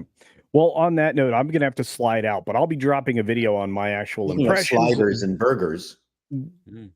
Doctor Who very soon. So I hope you guys have a wonderful rest of the stream. I will be listening to you, gentlemen, and I love you all. Have a great day, everybody. Bye, Culture. Thanks for joining us. All right. So anybody else got anything more to say about indoctrination? Yes, I do. But before we do, let Mr. No, I have this is not about the show itself. This is about the media coverage surrounding it. So, Paul, let's have you go first. I was just going to say that they could very well be correct because Eurovision has turned into a gay pride parade. Oh, that's nothing new. No, but it's really, I've never seen it quite like this. Even Andre said it's always been a gay pride parade. Okay, it's true. Well, that's true, but now it's like it gets more and more gay pride for each passing year. Well, even to the point where I saw this one straight female singer was dressed as unbelievably gay, like a gay male. In that stretchy outfit, in that skin color outfit. I'm going. Oh, you should have seen the Australian contribution from a decade ago. I'll have to send you up with it. Anyways, so I mean, if you think that was something, then I got another to show you. Yeah, it's gotten very flamboyant, and I could very well see that between the protesters of the war and the people who are watching the Eurovision contest and the people protesting the Eurovision contest, that there would be none of the modern audience available to watch Doctor Who. That's my only contribution. Yeah. Well, I got another thing here. This is about the defense for Doctor Who. And it's one that I personally find very, very annoying. Because I did a video on Doctor Who yesterday that I would have dropped earlier today were it not for this.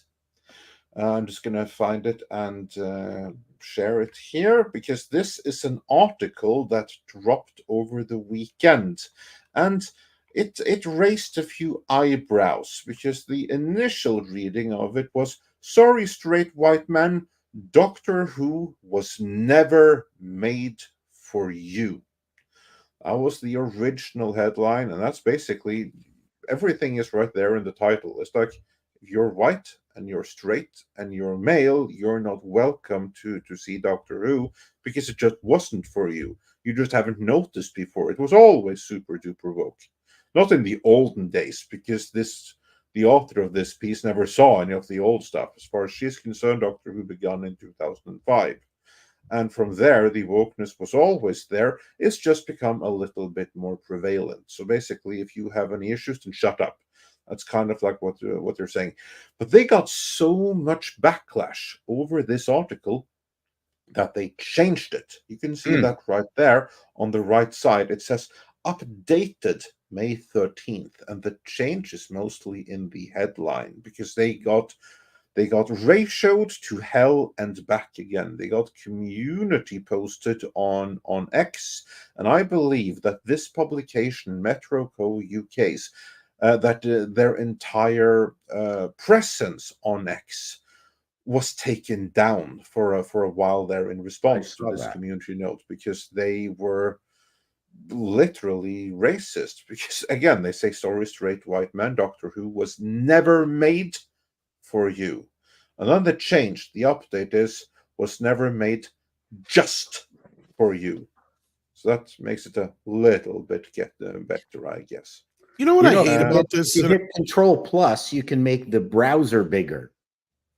If you hit Control Plus, you can at least make what we're seeing bigger. Yeah, well, let's try for that.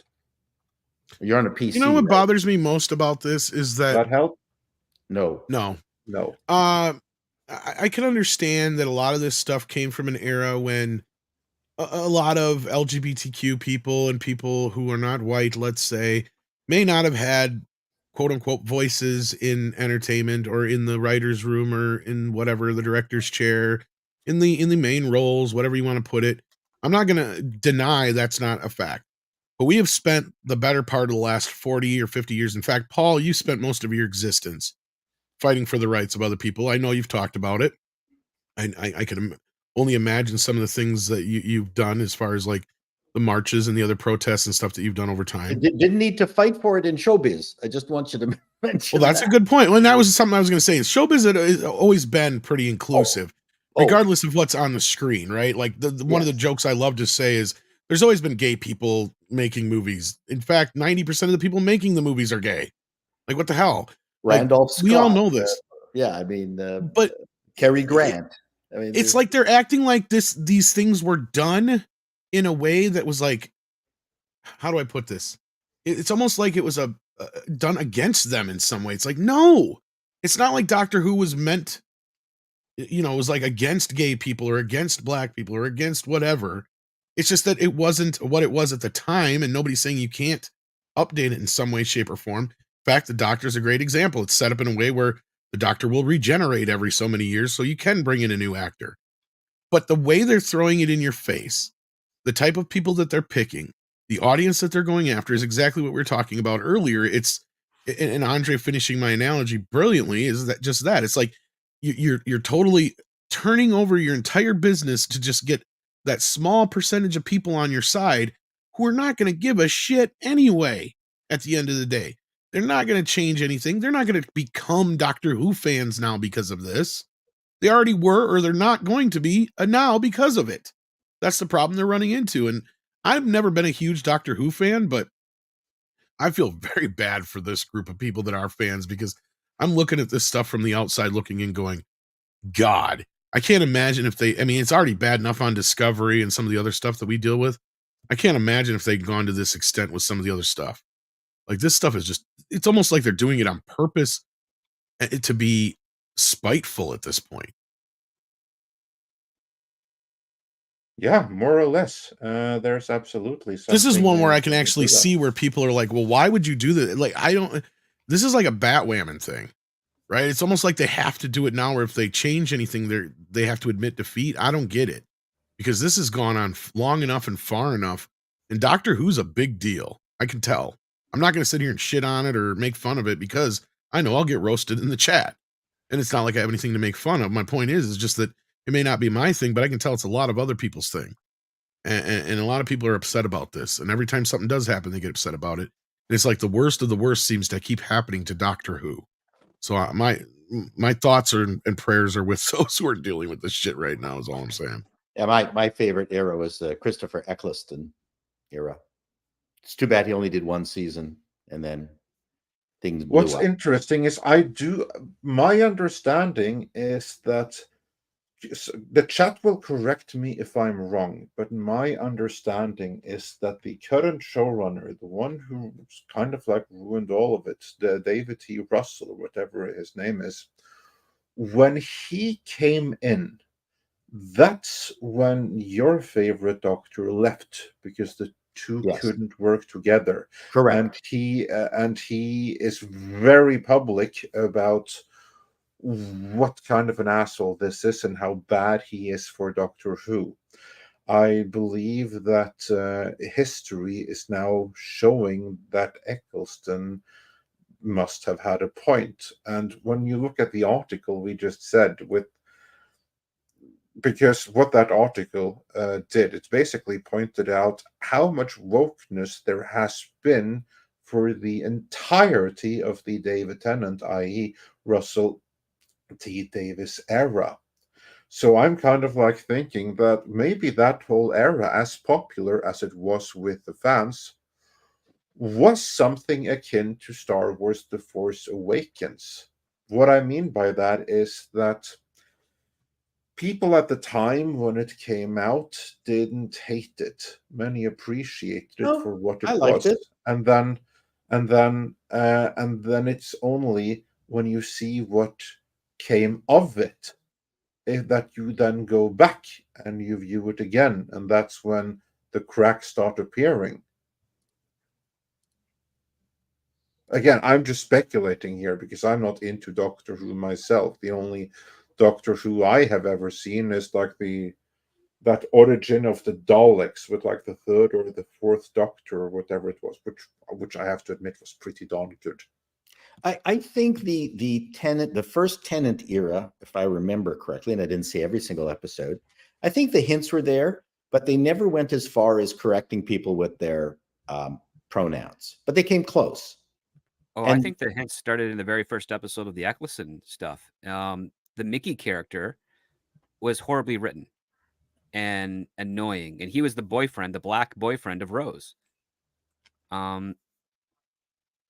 I think that they did him a disservice because he didn't become a good character until, the Tennant era.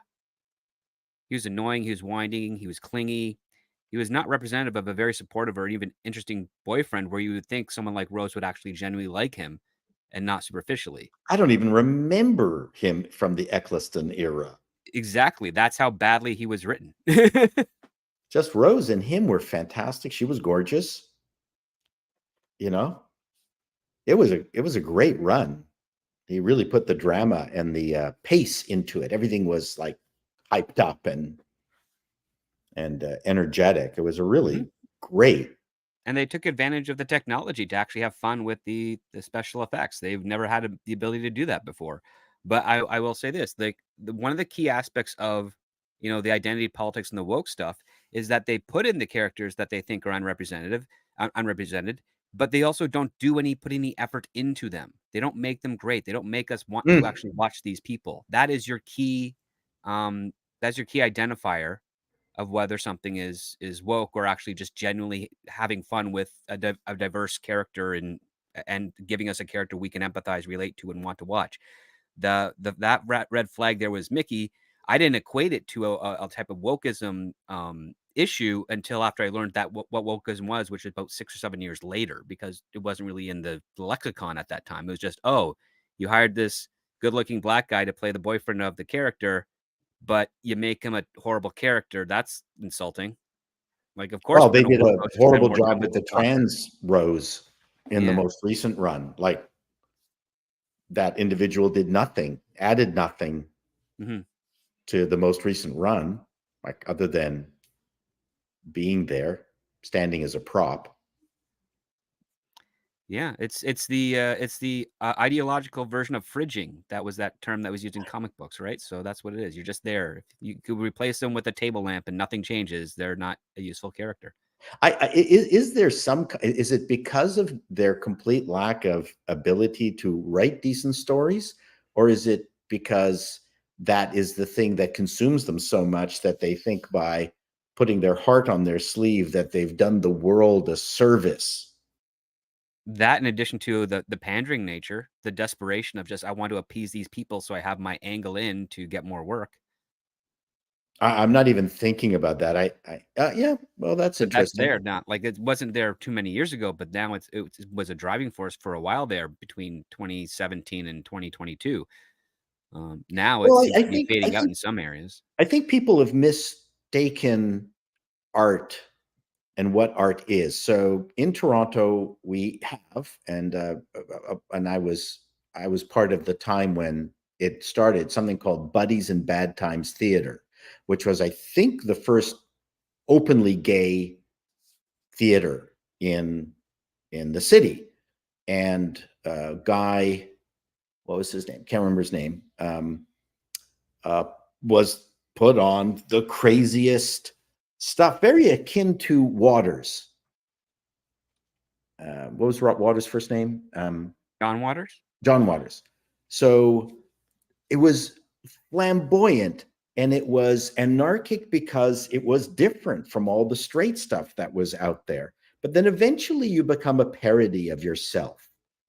And I think that's what's happened, is that just like, look at Star Trek Discovery. Like, I don't care about hearing anybody's personal lives, whether they're straight, bi, trans, or whatever. I just don't care. I want the adventure, right? Mm-hmm. And they're just so caught up in by revealing our truths, we're going to, imbue the world with our goodness and happiness and talk about their feelings as opposed to act them out, which is what correct. good writing is you don't say, oh, I'm feeling sad. You're like, no, cry. Just cry on screen if you're sad. Show us why you're sad. That's what you got to do. Don't stop the story to be like, hey, are you okay? How's working at the academy? Oh, I've got this student. That's not a story. That's a setup to a conflict that you would do somewhere at the beginning, like in your opening teaser, like Beverly Crusher and Picard having tea in the morning, discussing like, oh, this is what we're gonna do. Oh, red alert! We've got a thing coming in. We got to stop this. It's like there's the minutia of this is day to day interrupted by work. Now it's work is interrupted by day to day, and that's horrible writing. Yeah, that's dumb. That's completely dumb. I mean, I remember, what is it? One of the best episodes on Star Trek, the TNG, was when Data brought Worf in to dress him down. Oh yeah, That was a fantastic scene. I remember it to this day because I went, wow, that was a bit of a shock. That was that the two-parter where Picard poses as a smuggler and Riker Yes. gets kidnapped? Yeah. And Data takes over running the vessel. Yep. It's a good one. Yeah. Because you have the dressing down and it's like, this is the professional thing, but I still want our friendship to be there. And Worf's like, yeah, we're good. And Worf being shocked that this automaton dressed him down. That incidentally is an episode that every young professional in starting their career should be seeing. I agree. About how to act in a corporate setting. I completely agree. You can't be friends with your employees. Right. You can be friendly. You can be courteous. Yeah. But, yeah, you got it. There always has to be that separation because when it hits the fan, you got to buckle down and get it done, and you can't do that if you're friends. And as a business person, you only have one goal. Do you know what that is? When I taught business at the college, this is the one question that stumped everybody. What's my goal as a business person? I only have one goal. Make money. No. No? Oh, okay. Nope. Anyone else? I'll go for it. Stay in business. That's making money. No. Look at and the example is Nokia started off as, I believe, a boot. They made boots and then eventually got into shipbuilding and then abandoned that because their telephone business was the most profitable. You only have one job. Find a way to stay in business. Yes, obviously you need money to do that, but you have to find the things that make you money. Good answer. So, good question too. It's always stumped my students. And man, learning to stay in business, shifting what it is that you do for your business. Just because you started off making chocolate bars doesn't mean you don't then move into telecom. As an extreme example. That's your only job. Stay in business. Find a way to stay in business. That's the hard thing. Yeah, indeed. Speaking of staying in business, unfortunately, both of you have other business to attend, from what I understand here. Yes, that is correct. Yes. We have to Uh, leave. Yeah, we're not going to attend the same business. We have our No. own our own businesses. But yes, unfortunately, that duty calls for now. And Tom, guess what I'm editing right now? Oh, he stepped away. He did. So We won't he's hear. gotta I'm wait editing the longer. TV guide video. Better be my fucking TV guide video. It is. I'm It is. editing right now the TV guide video. Took me all of Sunday. When I to said I was record getting it. a snack, I wasn't kidding. I have very little to add to Doctor Who, but I'm glad to hear that. Yes. Yeah. All right. Buy Doctor Who, buy everything. You know what? The one good thing about losing all our favorite properties is that we now have no choice but to come up with new ones. And the competition's a little bit easier too. Yeah. Mike. Little, Oh, not, no. not greatly, but just a little. Yeah. Oh no, I'm up against Star Well, Wars. and that's the problem with cultural stagnation, right? Like, Yep. I mean, I've got my own ideas. I know you guys are working on tons of stuff. Other people are working on things. I mean, it's just a matter of time. Because, yeah, I think the big difference is these kids nowadays are going to want their own things. They're not going to want their grandpa's things and all that kind of stuff. I just want to show you something, though, that was kind of funny real quick before you leave, Paul. Because you and I watched Unfrosted. And this is the power of a film, because I went down a little bit of a rabbit hole just again to kind of refresh myself with the real story. And of course, I had to go buy some because they're limited, the little bites. So yeah, but yeah, It was a see, terrible the power comedy. of film. It was still the fact that we actually had a comedy was refreshing. Yes, but it was bad. I didn't like the fact that Jerry went on a rampage that everybody reviewed and went, yeah, woke comedy, that's what's killed us. Yeah, no, what's killed us is bad comedy. Yeah. Could be a point to that. You know what's unfortunate is that the Fall Guy actually has some better jokes than Unfrosted. Yes, I agree. I can see that. All right. Well, hopefully you guys have a good night, and we will talk to you soon. Then I guess. We'll talk to you soon. Yeah. Take care, Have guys. a good one, Enjoy the chat. everyone. Have fun with the rest of the show. It's going to be great. Bye. Bye, guys. Take care. Yeah, and we have a few super chats to go through. So let's go through those.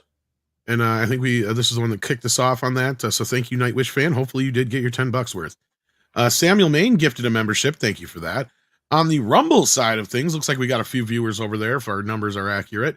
Mr. Tickletrunk sent in a $5 Rumble rent and says, what's been happening in corporate gaming is the HR diversity departments are bragging a path to growth while actually killing the existing player base. The worst part is that the HR departments are now poisonous. Yeah, you are Haven't not wrong. HR departments always been poisonous, though? They have to, but there's a level of degrees, because the thing to understand with HR is that HR was never there to look after the employee or to protect the employee from the employer. Many suffer from the delusion that this is the case. It isn't. The job of the HR is ultimately to protect the company from the employee. That's what's really going on there. That's kind of what they always were, in a way. Yeah. Pilgrim Media sends in 5 and says, if these movies aren't worth stealing, why would you go to the theater? Well, and that's just it. There's a lot of movies nowadays that, especially when people know they only have to wait 35 or 6 or whatever days or 40 some days for a movie to drop on streaming, there's absolutely no incentive to go see it in the theater. I know a lot of people are kicking themselves in the ass for not going to see Godzilla, because that came out like an actual original, like an old release has, where you had to wait for it to come on video. Like it just hit video in Japan 6, 7, 8 months after the movie came out there. It's going to probably be on video here in July, from what I'm hearing. So there you go. That's 6 months from when it was in theaters. 7 months, actually. So that's the way old films used to release. It used to be like, if you didn't go see it in the theater now, you're going to have to wait a while to go see it again. Because unless it was popular and kept playing and playing and playing and playing, you're gonna have to wait 3, 4, 5, 6, 7 months for it to come on video, and then cable a year later, and so on. So yeah, and then when there's no incentive in it, people aren't gonna make the effort. They're only gonna go see a Godzilla or Kong or whatever. They're not gonna go see a smaller movies like Fall Guy and stuff like that. Unfortunately for Fall Guy and stuff like that. Yeah. Jason Webster sends in 5 and says, so far, Godzilla X Kong New Empire, speaking of, has earned a U.S. Equivalent of 558 million worldwide. And yeah, I think it's going to make a little bit more before it's said and done. If it keeps playing like Wonka did. I mean, Wonka kept making money after it was on video on demand. Nightwish Fan 1991 sends in 5 and says, how desperate is Disney that they have finally start digging through the Fox closet that they set 70 billion on fire for? Well, it's about time they start digging into the Fox properties that aren't just Alien and Predator. I can't believe it took them this long to get another Planet of the Apes movie out. They should have been getting the next one right out, because for those who don't know, they bought Fox right between the release of the last Apes film and its release on video. So they should have just instantly had another movie going into production. They shouldn't even have wasted any time.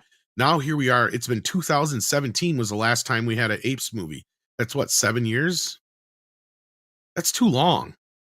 That's part of the reason why I think this movie is suffering at the box office, if it's suffering at all, besides its budget, because otherwise the numbers aren't horrible. It's the same kind of thing with Fall Guy. $30 million opening for Fall Guy was actually pretty good, but the problem was it cost $130 million to make.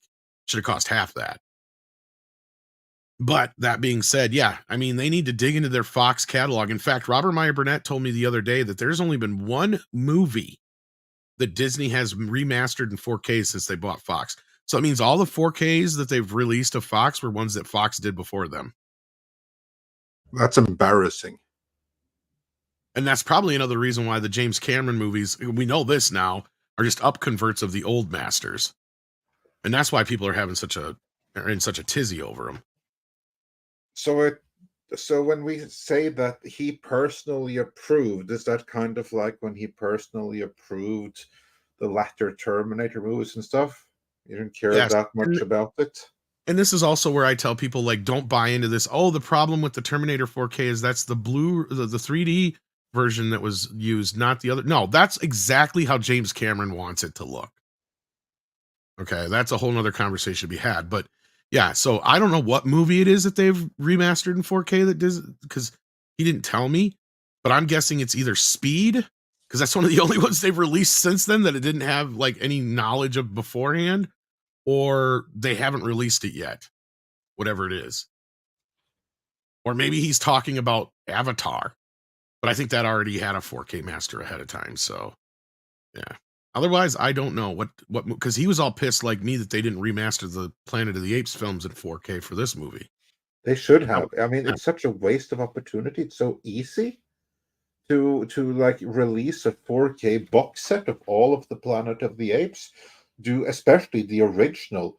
Do like a massive special edition of that, promote it to all of the collectors. Nothing. Like Fox used to do it every few years. Guess what? It's been out of print now since Disney bought them. Take a guess how much the box sets are going for. I should imagine a fair bit. You can't even find this one that I have.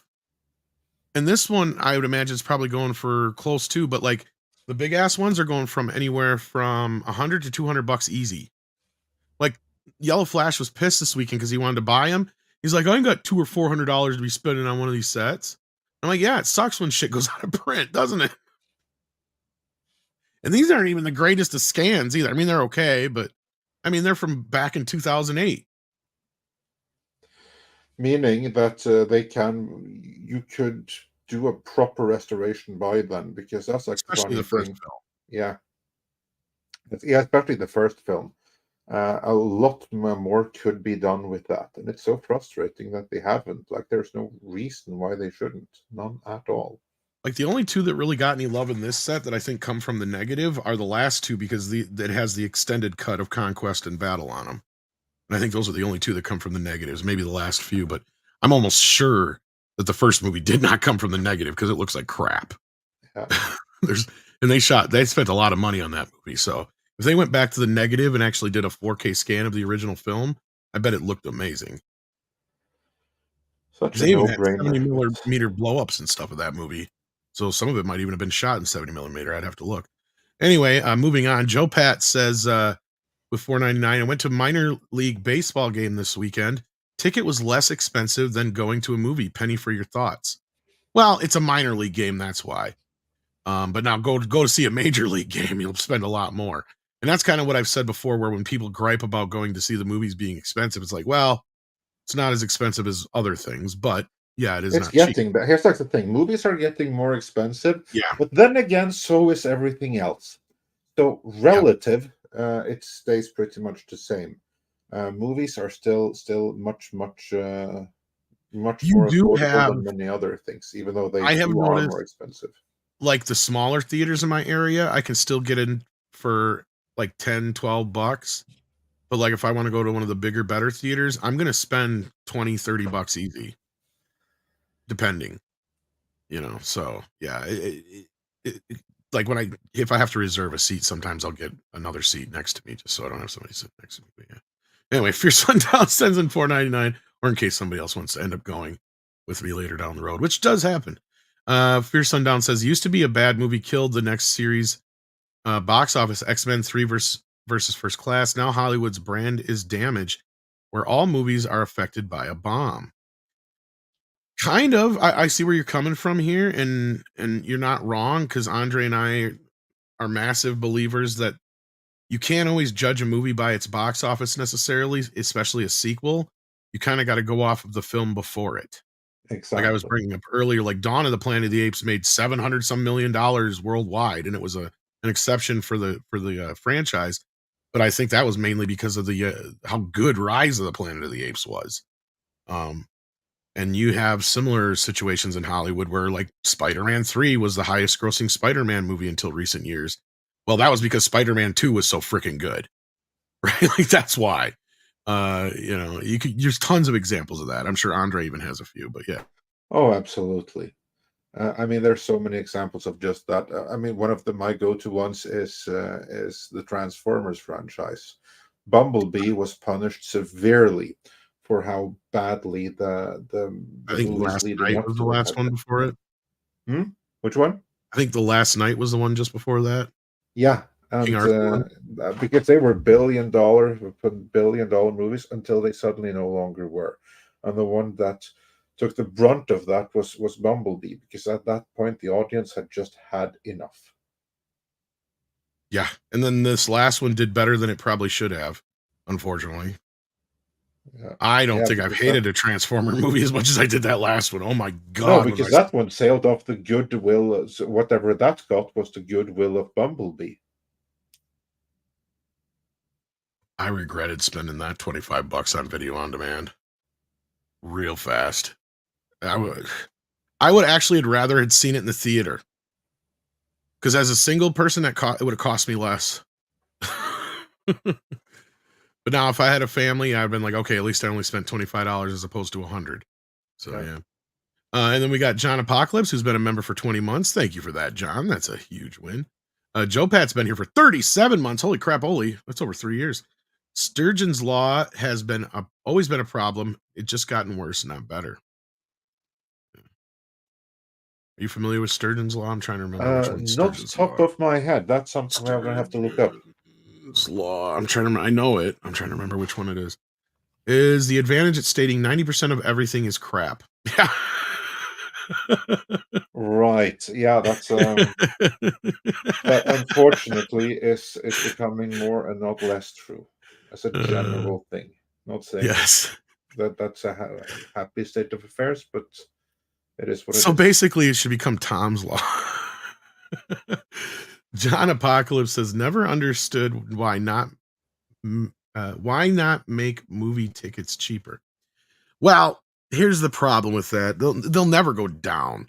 Very rarely does something go down in price outside of technology. And that's just because newer, better technology comes along. Movie theaters, they had a time where they probably could have done this. And there was kind of a leveling off during after they switched over to digital, the prices, I doubt there was that big of a jump for a while there, but more recent years we've had huge jumps in ticket prices. And it's just between operating costs of the theater, how much the studios are asking for, and they have to meet somewhere in the middle. And this is another reason why I've said everything you hate about the theater is the studio's fault, because they have had the theaters in such a stranglehold for years that it used to be the other way around, and it kind of got that way again after COVID, but studios are slowly trying to regain control over this. But basically, if you had a theater, especially in the last decade, I'm sorry, because it has probably been hell trying to keep your doors open. And everybody I've talked to who does work or own a theater has said the same kind of shit. And that is that they only make their money off of all the concessions and stuff anymore, because the rental fees and the amount of money they have to give to the studios now. And when these movies only play in a theater for a month, they're not seeing any money. See, that's the other thing that people don't get is every week that a movie comes out, the theater gets to keep a little bit more of the money, but it usually isn't until the movie's been in theaters for about a month that they actually get to see the lion's portion of the box office. And at that point, what, 3 people are going to see a movie? So a lot of times, and this is what the one lady that I talked to explained to me, is that she's spending more just to pay for the rental fee of playing that film at that time period than the 3 or 4 people that bought tickets are actually bringing in.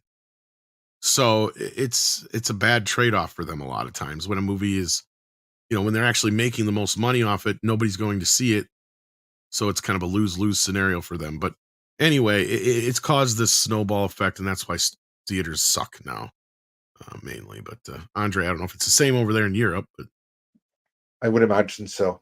in I'm your like area, CinemaCon and stuff like that. Really what they should have, rather than showing off the movies and stuff, it should be like various concession providers offering them better candy at better prices, because that's what the theaters really should be interested in. They have really not that much control over the movies, but they should have more control over the candy. well, and they probably get the same deal that any dollar store or Walmart get, but the problem is they have to upcharge that much just to pay the guy behind the counter, and the guy who cleans the floors, and somebody who takes the tickets at the ticket booth and all that business. And Exactly.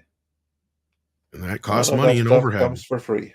No, and then you got to pay for the building, and you got to pay for the rent, or the taxes and all that stuff. It's not cheap.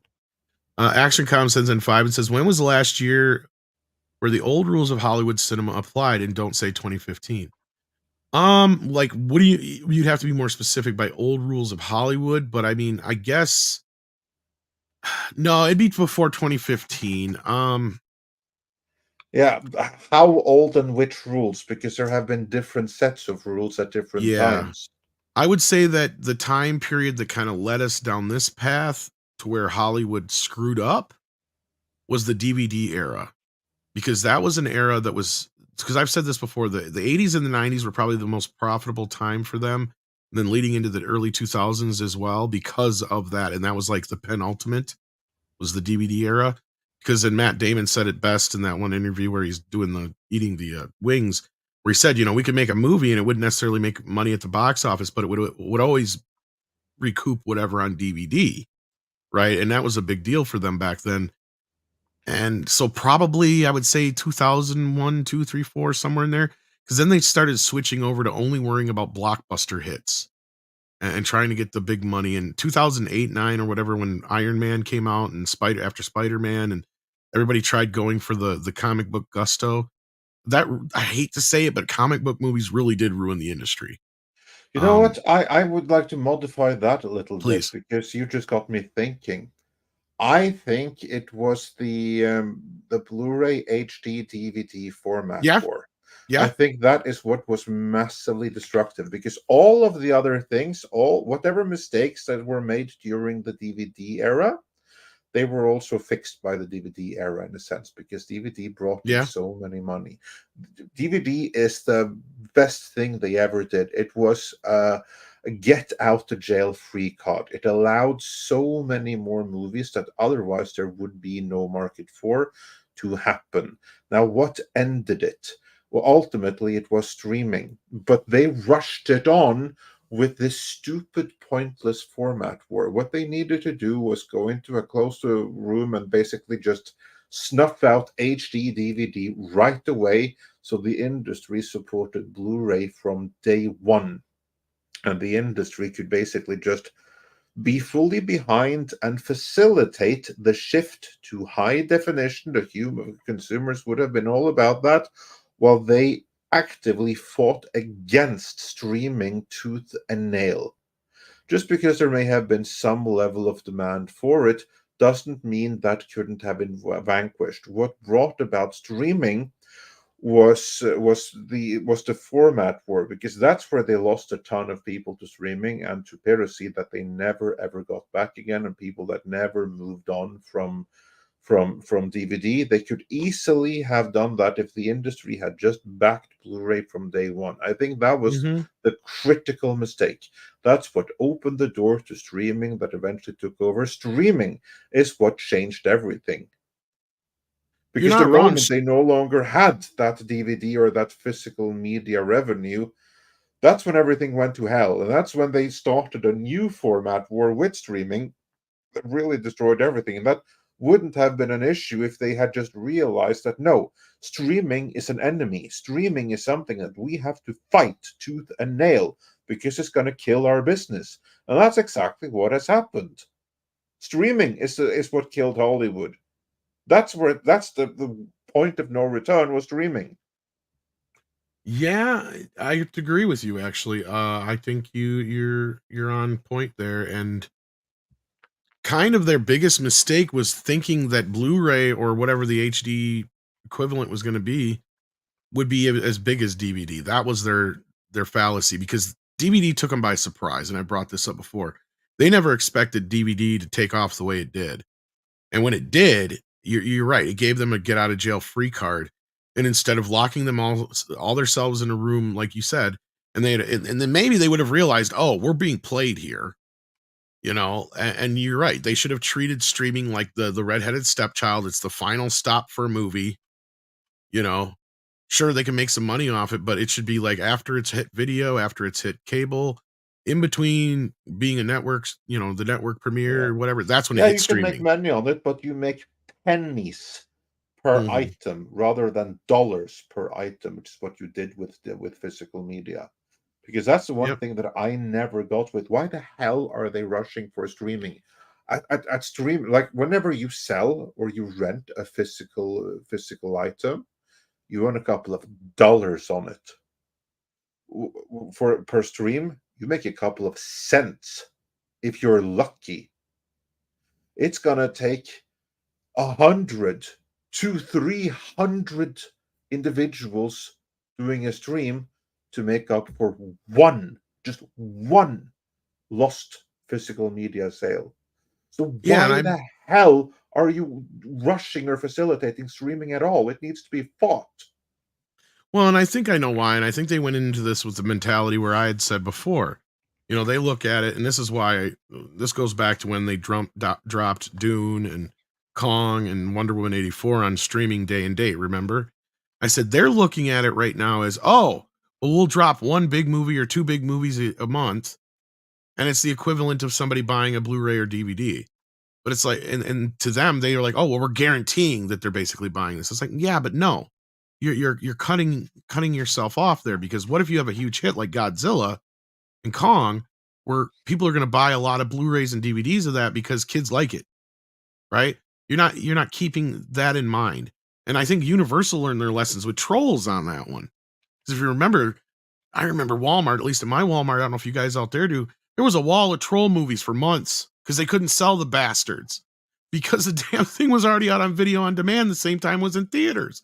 So everybody who was going to see it already got it on video on demand. They weren't going to buy the Blu-ray again. Why would they do that? And instead of treating it like you said, that this should be the next logical step for us. And I think you're right. And it probably would have transitioned nicely into 4K, which is struggling. Yeah. And it's because a lot of it is there's consumer. The biggest problem of all is between space. Consumers don't have space for the collections. Empty, out of shelf space. That's a big one.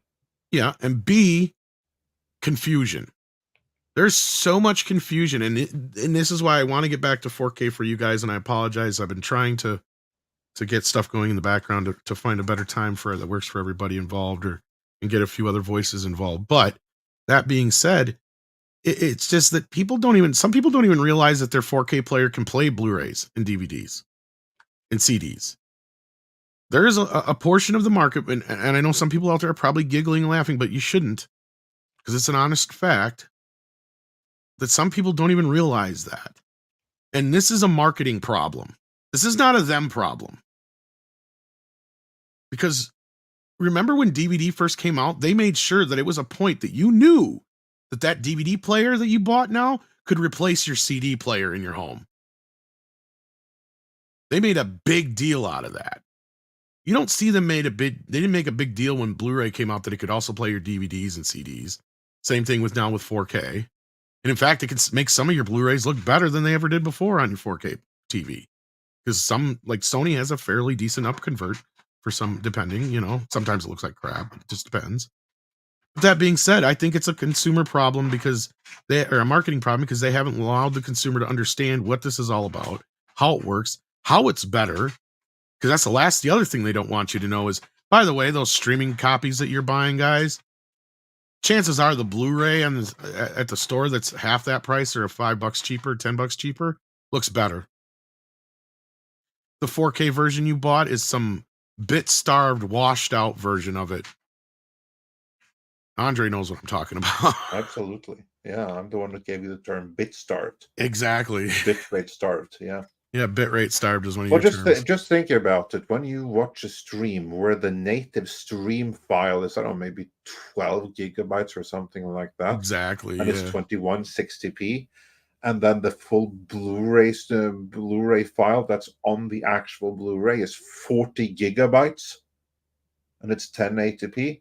Where do you think it's more power? It's not going to help with the resolution if it looks like crap. I mean, no, it's actually worse that way. Plus, you're at the mercy of your... Oh, go ahead.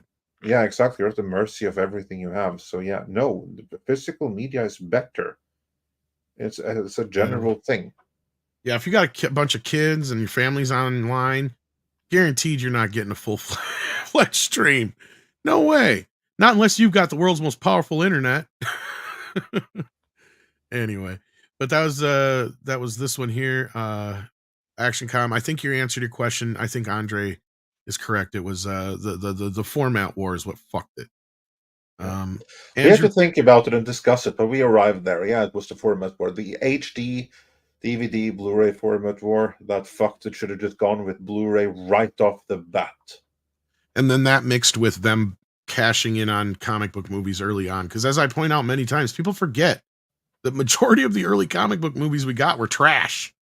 Like, they were fucking trash. Fantastic Four, Daredevil, Elektra, all that crap. This is that era that Andre is talking about as well. So mix those two things together, and that's your perfect storm of shit. Basically, you had a new format that people were in the middle of a war over, and add in that the movies that were coming out were shit. Like between 2003, 4, 5, 6, most of those movies were garbage. You're hard pressed to find some good ones. Yes. Andrew Pitko said, I wish Disney would get back to fairy tales in animation. I would love to see line-drawn animated adaptations of Six Servants and The Girl with Silver Hands. Yeah, Andrew, I don't understand why Disney went away from their bread and butter. It's not like there's not an endless amount of fairy. You know what? Well, they probably thought that classic fairy tales were problematic now or something. Well, here's the other thing that it's funny about this is they've reached an era. They almost started heading towards this, and I don't know why they just didn't continue down the path. They could have been diverse and not really changed anything. They've been doing mostly like Germanic and whatever other fairy tales. There's a whole world of fairy tales from other cultures. Yeah, whole world they could have been digging into. Like, that's one of the reasons why I bitch about Song of the South, and Lorena Creole and I had a great conversation about this a while back. And the same thing is, that's one of the few places you can see those stories. Those stories were not the only one. now if you want to basically, see I a mean, depiction of it in as far as depiction, are there yes. any others? I mean, you'd probably be hard pressed to find a good collection of the books and stories, because those were stories, as she was saying, that the families would generationally send down to generations, right? Like from mouth to mouth. And then, you did have written versions of them over the years, but Disney was the only guy doing that kind of a thing. Then can you imagine any other studio spending that kind of money on folktales that come from, a black background? No, never. Like, why would they? Disney was a progressive as hell with that. And that's what I think is funny, that they're trying to stifle that. It's like, you don't even see what you're doing here, do you? Because yes, some of those things may be considered outdated by today's standards, but that didn't change that that's what those stories were at that time. They were being handed down from generation to generation. And now you're right. Like, this is one of a few places that it had been encapsulated forever on film, but Disney is trying to snuff that out. It's quite incredible, but yeah, it is what it is. Yeah. I mean, it could be called appropriating ethnic culture, but at that point, who else was doing it? You didn't have black studios. You didn't have the blaxploitation movement yet. You were still a good, 30, 40 years off from that at that point? Yeah, indeed. So, yeah. And then we got Mario Trillo here, who's been here for 16 months. Wow. Kathleen Morrison's been here for 15 months. Thank you for that. And then we got Jason Webster, who says, coming soon, Amber Heard and Dangerous Liaison. That is a fatal attraction. Through her shit won't... I think he means, though her shit won't just hit the fan. Yeah. I don't know what Amber's been up to lately. DCB Titan sends in 5 Canadian, says, wait, Disney is less popular than God Emperor Orange Man? I guess so, but if you go by those numbers. That's what the numbers are saying. That's not good. White Knight Leo says, Chato, you also have to be completely ruthless about removing bad performers if you simply have green light quota, otherwise more stinkers. Sorry we didn't get to this before he left, but you're not wrong. This is true. And then we've got Packing Protons in the house. How you been? Says in 9.99, says, I hope Sony knows they released Frozen Empire at the wrong time for success. Oh yeah. And I've said this myself, and I think most have agreed with me that it was a stupid time to release it. Stupid time. Could have ramped it up with the anniversary coming up, but anyway. Jason Webster sends in 5 Australian, says, Deadpool is the rum and tonic of superhero films. Disney keeps serving us vanilla Coke like Marvel's. Oh, well, they better hope it's rum and tonic at this point. Because, yeah, they need it. Matthias Fredriksson sends in 20 Swedish krona and says, Andre, favorite Norse or modern Nordic author? Favorite Norwegian or modern Nordic author? The modern ones, probably Jul Nesbø. I think I even know who that is.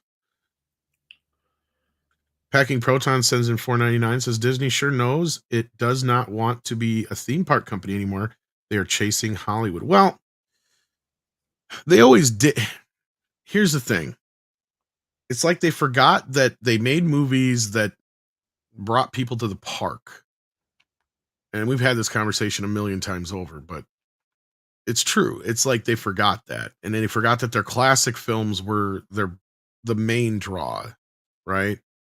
I mean, going off of what we were just talking about with Song of the South, the whole reason they felt like they needed to change Splash Mountain, one of the most popular attractions they had, is because they snuffed out that movie. So now they had to, in their eyes, change it because it was a racist ride. Like, I don't know how a ride can be racist, but whatever. Anyway, and now it's that when you have Bayou a Adventure. hypersensitive management, then anything can be. Yeah, now it's the Bayou Adventure. So yeah. STR Red Wolf sends in 5 and says, Agatha the Lying Witch with the Greatest Wardrobe sounds like a leak trace test. Someone's going to get fired for leaking that. Well, it's been spread pretty far and wide now. So we'll see. Jason Webster says, warning, this Disney film has no talent, logic, humor, color, relevance, and actual entertainment. Parental guidance is advised. See, now that's a decent content warning for current year Disney movies. Yeah. Andrew Pitko says with 5, Tom, please sing the Big Mac jingle. 2 all-beef patties, special cheese, lettuce sauce, on a sesame seed bun. I believe is the old jingle. Yeah. Big Macs are gross now, though. That's a problem. Pete Den Cat, how you doing, buddy? Sends in 10 pounds. Says, hey, gang, sorry to ask, but would it be possible to tell all my Midnight's Edge friends about my new single, All On You, that I released yesterday on my page? Please, if not, it's cool. Well, you already did. So if one of the mods wants to grab your channel link and share your new single, go for it. I listened to it myself. It's pretty good. Action Common says, Chato, Corman's Fantastic Four wasn't released. It escaped. Yes. Too bad we didn't get that when he was here. But yeah. And then Tipping Barn has been here for 18 months and says, Tom, you're still Batman. Well, thank you. Appreciate that. You're not supposed to tell anybody. Felix P sends in $2, says, beam me up, Scotty. No intelligence here. Then he was at Disney, evidently. Chaos Sonic 1, or could be Paramount even. Chaos Sonic 1 sends in 5 and says, Kudigatwa before. If you don't like our politics, then don't watch. Kudigatwa after. Where did all our supporters go? Yeah, that's going to be his social media in the next few days here. Certainly next week when it's going to be rain. I'm just guessing because it's the UK, and still no one will be watching. They'll come up with some excuse. I haven't actually checked the weather report. I'm just like, you're still a better weatherman than Bob. Nightwish fan 1991 sends in 10 and says, oh, but according to Doctor Who, if they get rid of bigots, they will be replaced by 3 to 5 new modern audience members. They'll show up eventually. Yeah, this is their mentality. And I don't know where they think this imaginary audience is. Well, because nobody is stopping them from being a fan. Sorry, go ahead, Andre. Yeah, no, because they're activists themselves, and they judge the world from them based on themselves. I'm a complete rabid lunatic nutcase, so everyone else is around me is a rabid lunatic nutcase too. There's so many rabid lunatic nutcases out there because I'm one. So we just have to make sure that this programming is rabid lunatic nutcase, so we attract them. And there's 100 of you. You just happen to be one of an extreme minority because you're brainwashed. That's what these people don't understand. On all my 40 plus years on this earth, I've never seen people or heard people sound so stupid in all my life. Well, that's because we were lucky to grow up in a time between wars, no cults, certainly not any big cults or anything like that, and then it all came back with. And we could kind of tell that they were cults, right? Like, yeah, it's like Jones we could and shit. we could recognize the cults because they were so obvious, but then they created a new one and they used social justice as the insidious way of entry. I had a conversation with someone I knew from the Punisher community, which is how I initially started out on the internet, and she was an extreme Democrat, and we got along great and everything. And I lost touch with her in recent years, but I could from a distance see the mind virus getting a hold of someone who was otherwise a very sensible individual, and she was convinced around like 2008, 2009, she was convinced that if authorities, fascism ever came back to the US, it would come from a Republican with a Bible and a cross. But she was so completely convinced that she was completely oblivious to the fact that it came from her own ranks. I don't know that she ever saw that. She was, she's no longer with us. Let's just say that she was fully boosted. I'm just going to leave it at that. I'm sorry to hear that. And then we've got Chris K here, who says, hail to the panel. Thank you for the $5. And he asks, what heavy metal wisdom does Andre have to share with us this week? What have the rules revealed? Time for metal wisdom.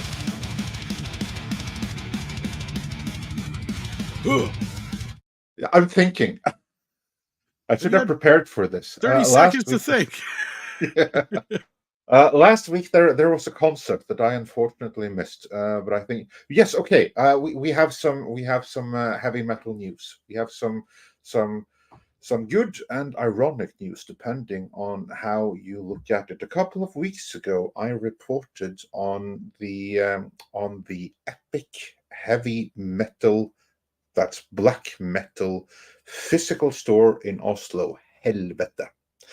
That's the original name of the store. It was originally created by the guys who did, the church burnings and the murders and stuff like that. The guy who created it, he was actually the one who ended up being killed. So he really took one for the cause there. And more than a decade ago, this store was restructured in the name under the name Neseblod, which means nose blood, which then basically restored this epic historic black metal physical media store for black metal music. But this time it was halfway museum in addition to being a store. So that is still the place you go if you want to buy like super collectible or the most unique black metal music. That store is where you go. It's the most unique one on the face of the earth. And a few weeks ago, there was a fire in it. How's that for irony? And many were worried, what's going to happen now? Will the store ever reopen? What kind of treasures were lost in this fire? Because this had some of the most limited exclusive releases ever made. Like, it's possibly the most exquisite black metal collection on the face of the earth is probably in that store. So that was the big worry at the time. How many priceless collectibles and pieces of history have been lost? Well, now a detailed accounting of the damages and stuff like that has been made, and there's some ironic and some good news depending on how you choose to look at it. Of all of those black metal collectibles, they're all fine. That's not where the store was. That's not where the fire was. It was like some ash that you could brush away. It was completely fine. The basement where the Black Circle went and they planned their church burnings and stuff like that, another historic area, also completely fine. What wasn't fine was their section for punk and hardcore music. That's the only thing that was Weird. burnt beyond repair and where the losses were total. And it was something completely replaceable, however you choose to look at it. So yeah, I guess the devil looks out for his own. There you So go. yeah, that's the heavy metal news for this week, and I'll try to think more about it for next week. Thank you so much, Chris K. And then we got Tennille here who says culture. Oh, sorry, didn't get this when Culture was here. Says, don't understand. Then allow me to explain. This is a very sophisticated abstract strategy known as lying. Yes, sorry about that. Mikey sends in a question here, even though he says it's dumb. Okay, so like when then was Doctor Who made for Mexicans? Because I could have sworn it was made by white people for everyone. Sincerely, Mike the Mexican, a longtime Whovian. Well, I would think it was. Not anymore. And how you doing, Mikey? Jason Webster sends in 5 and says, even watching the New Zealand sheepdog trials is way better than recent Doctor Who. That's how bad recent Doctor Who is. Jesus Davila has been a member for 30 months, says, if you're enjoying the stream, please consider smashing the like button. Well, thank you for using your member chat to say that, Jesus. That was very generous of you. Chaos Sonic 1 sends in 5 and says, now Kuti Garwa is blaming the weather for failure of Doctor Who. Talk about being a narcissist that fails more. Hashtag defund the BBC. Yeah. Tennille then sends in another 5 and says, "uBlock is your friend. Apart from being obnoxious, these clowns don't deserve the ad revenue." That's true. Mr. Reborn sends in 20 Danish krona and says it's an ideological humiliation ritual. A lot of that going around, yeah. Tennille says, "Isn't the spite exactly what you predicted in the final read, Tom?" Yes, that is part of it. The Doctor Who thing, though, seems to be, how do I put this? I understand how important Doctor Who is to the pop culture, especially of not just like the UK, but other regions of the country too. Like in the US, it's popular, but I understand that its popularity is much, much broader. And the fact that they can't even muster a little bit of, or even half or the same kind of audience that Star Trek Discovery is now, that's saying something.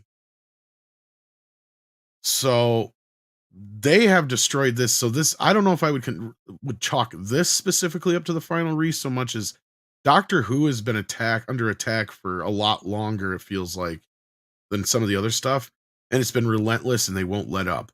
And the big thing is like what's his face, Davies or whatever, who runs it, and some of the other people Russell involved. T. Davis, yeah. Yeah. These people clearly have a fucking agenda. Like we talk about Kathleen Kennedy and some other people having agenda. They ain't got shit on this guy. Right? Because I've seen quotes from this guy who, like, I hate putting it like this, but for financial reasons, I wish I was into Doctor Who right now because I could probably buy a fucking boat with the rants and the raves that I could make on this shit. Like if half the stuff that this Davies guy is saying about Doctor Who, if we had Kurtzman come out and say that about Star Trek a few years ago, or Kathleen Kennedy come out and say that about Star Wars, that'd be pay dirt for us. Andre can make 10 videos on that. But that being said, I'm not about to just get into this stuff just for the financial reasons of it, because that's not who I am. But at the end of the day, I feel bad for the fans. I feel bad for fans worldwide because I know how big of a deal this show was. So I wish I could chalk this one up to the final re. I don't think so, though. I think this one's just been under attack and continuous attack for a long time. I don't know if your observation is the same as that, Andre, but no, that sounds about right. I have very little to add to that. Yeah.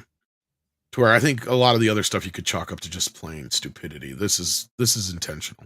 And on that note, Chaos Sonic 1 sends in 5 and says, "Chris Chibnall and was the one who ruined it. Russell T. Davies was the person who brought the show back in 2005. Now he's gone woker when he resurged." Yeah, which only goes to show that that the rot was already there. So I think that his original run was a little bit like The Force Awakens. Could go either direction. Chibnall absolutely was the Ryan Roundhead Johnson of Doctor Who, but then Russell T. Davies came back and he became Roundhead 2.0. And he continued what was started. And that's my observation too. Lord Trinan sends in a member chat for 37 months, says, "For every bigot we lose, we'll gain 2 or 3 more fans who come for the diversity." Correction. For every new diversity fan we get, we'll lose 20, 30 longtime loyal fans.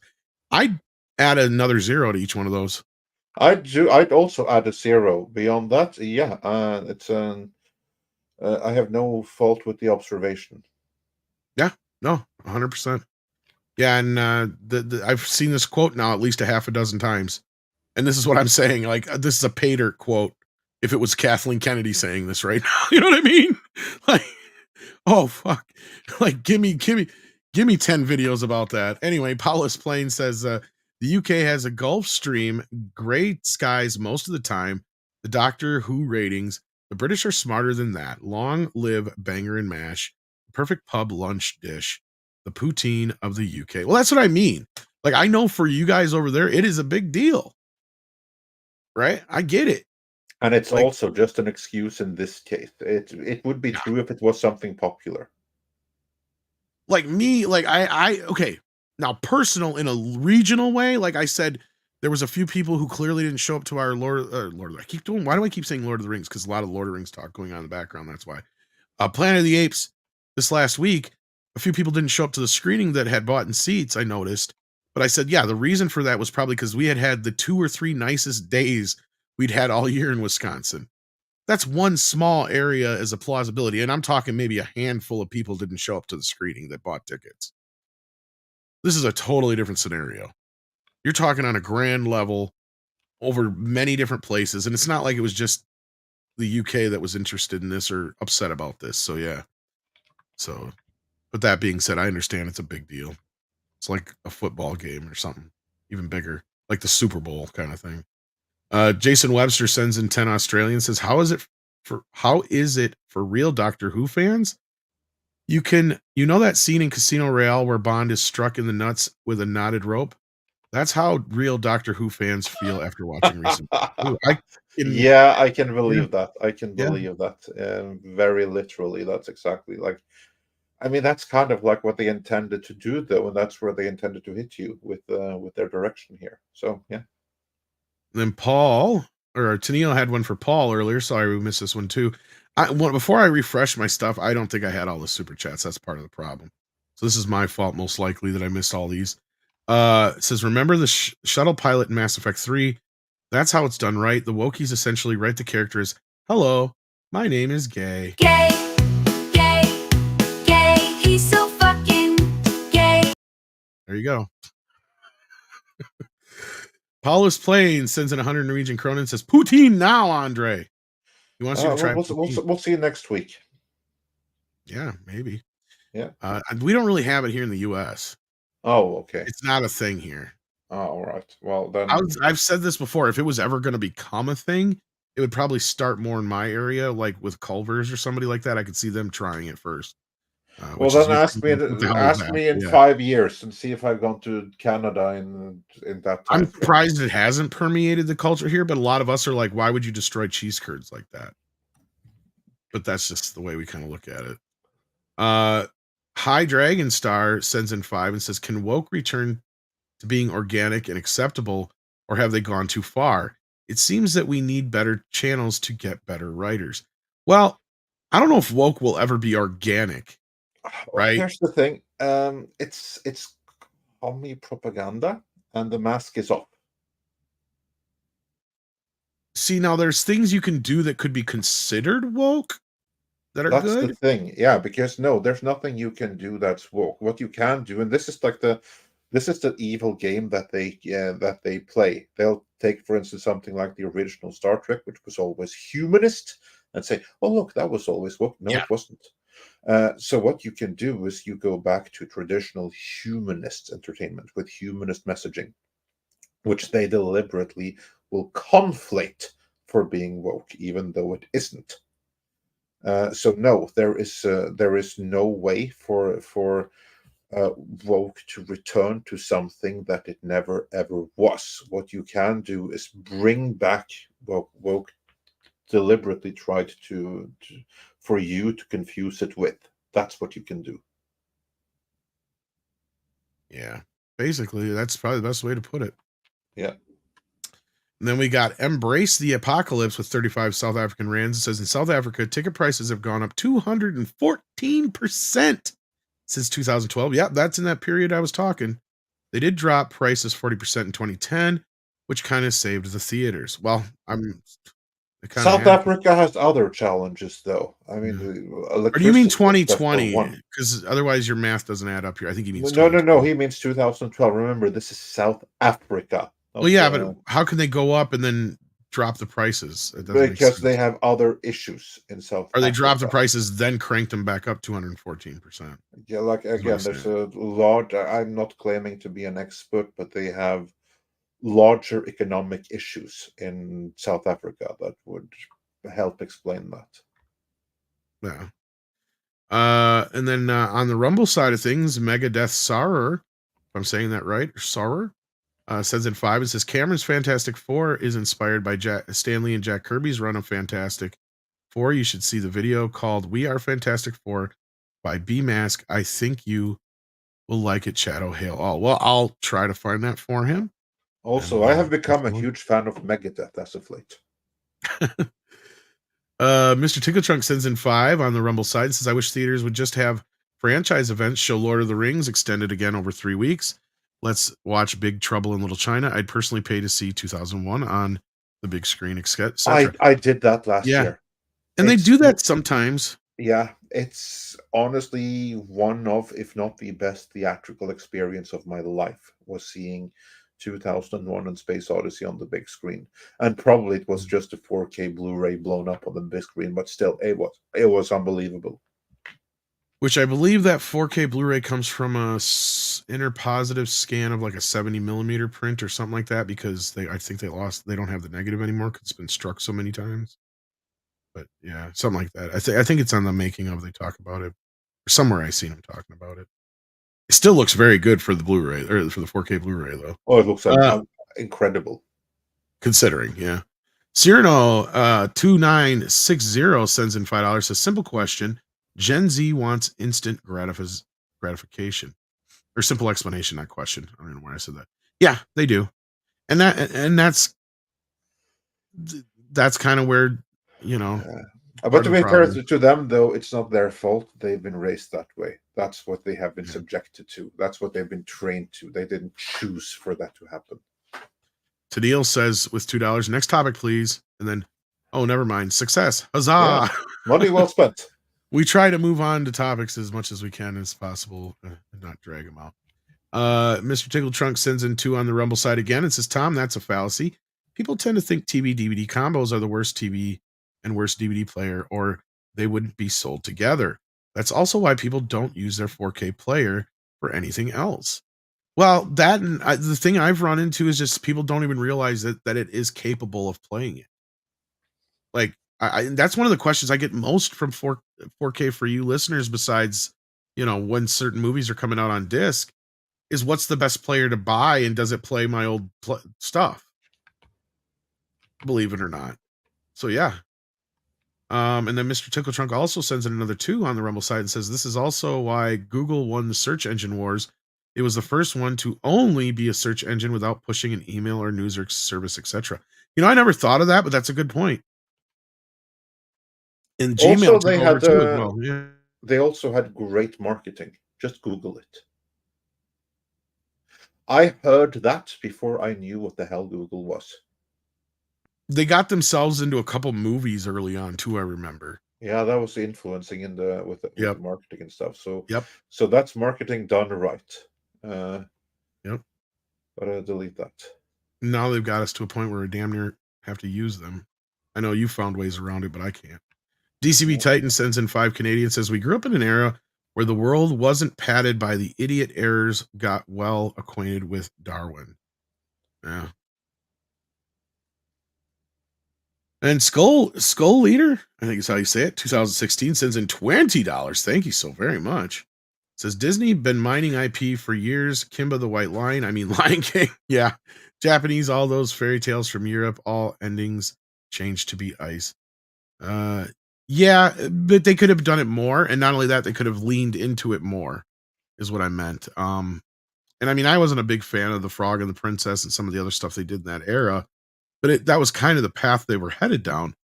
And I was like, okay, well, whatever. That's the next logical step. You've already done the Snow Whites. You've done the Pinocchios. You've done all that kind of stuff. Well, what's next? You just start going to other places around the world and start digging into their fairy tales. And it's nothing new for Disney to change the ending. That's always something they do. ActionCom asks, is Wisconsin changing its flag? No, we just respect cheese. If you're going to shove cheese into something that's already being melted and gooey and all that kind of stuff, why would you waste cheese curds on that? Just put regular cheddar cheese or something on it. It just makes no sense.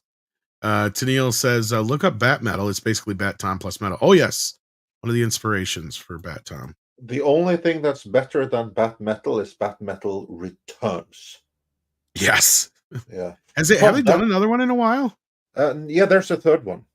Oh, I haven't checked. But it's not nearly as good because I don't even remember it. It's like the first 2 are the amazing ones.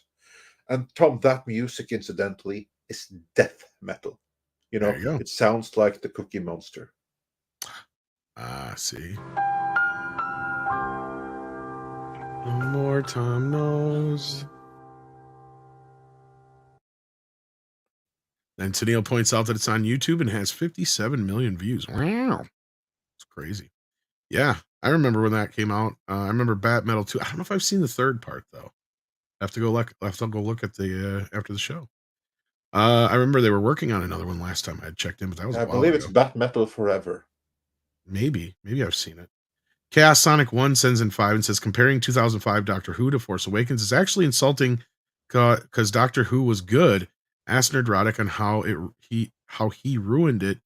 Chris Chibnall ruined it. Well, that doesn't mean that what I think Andre was stating, though, is that the seeds were planted in that era. Exactly, that's what I mean, because The Force Awakens, it's kind of like before The Last Jedi, it was kind of like the cat in the box. You know, Schrodinger's cat. Schrodinger's cat, exactly. Schrodinger's Star Wars.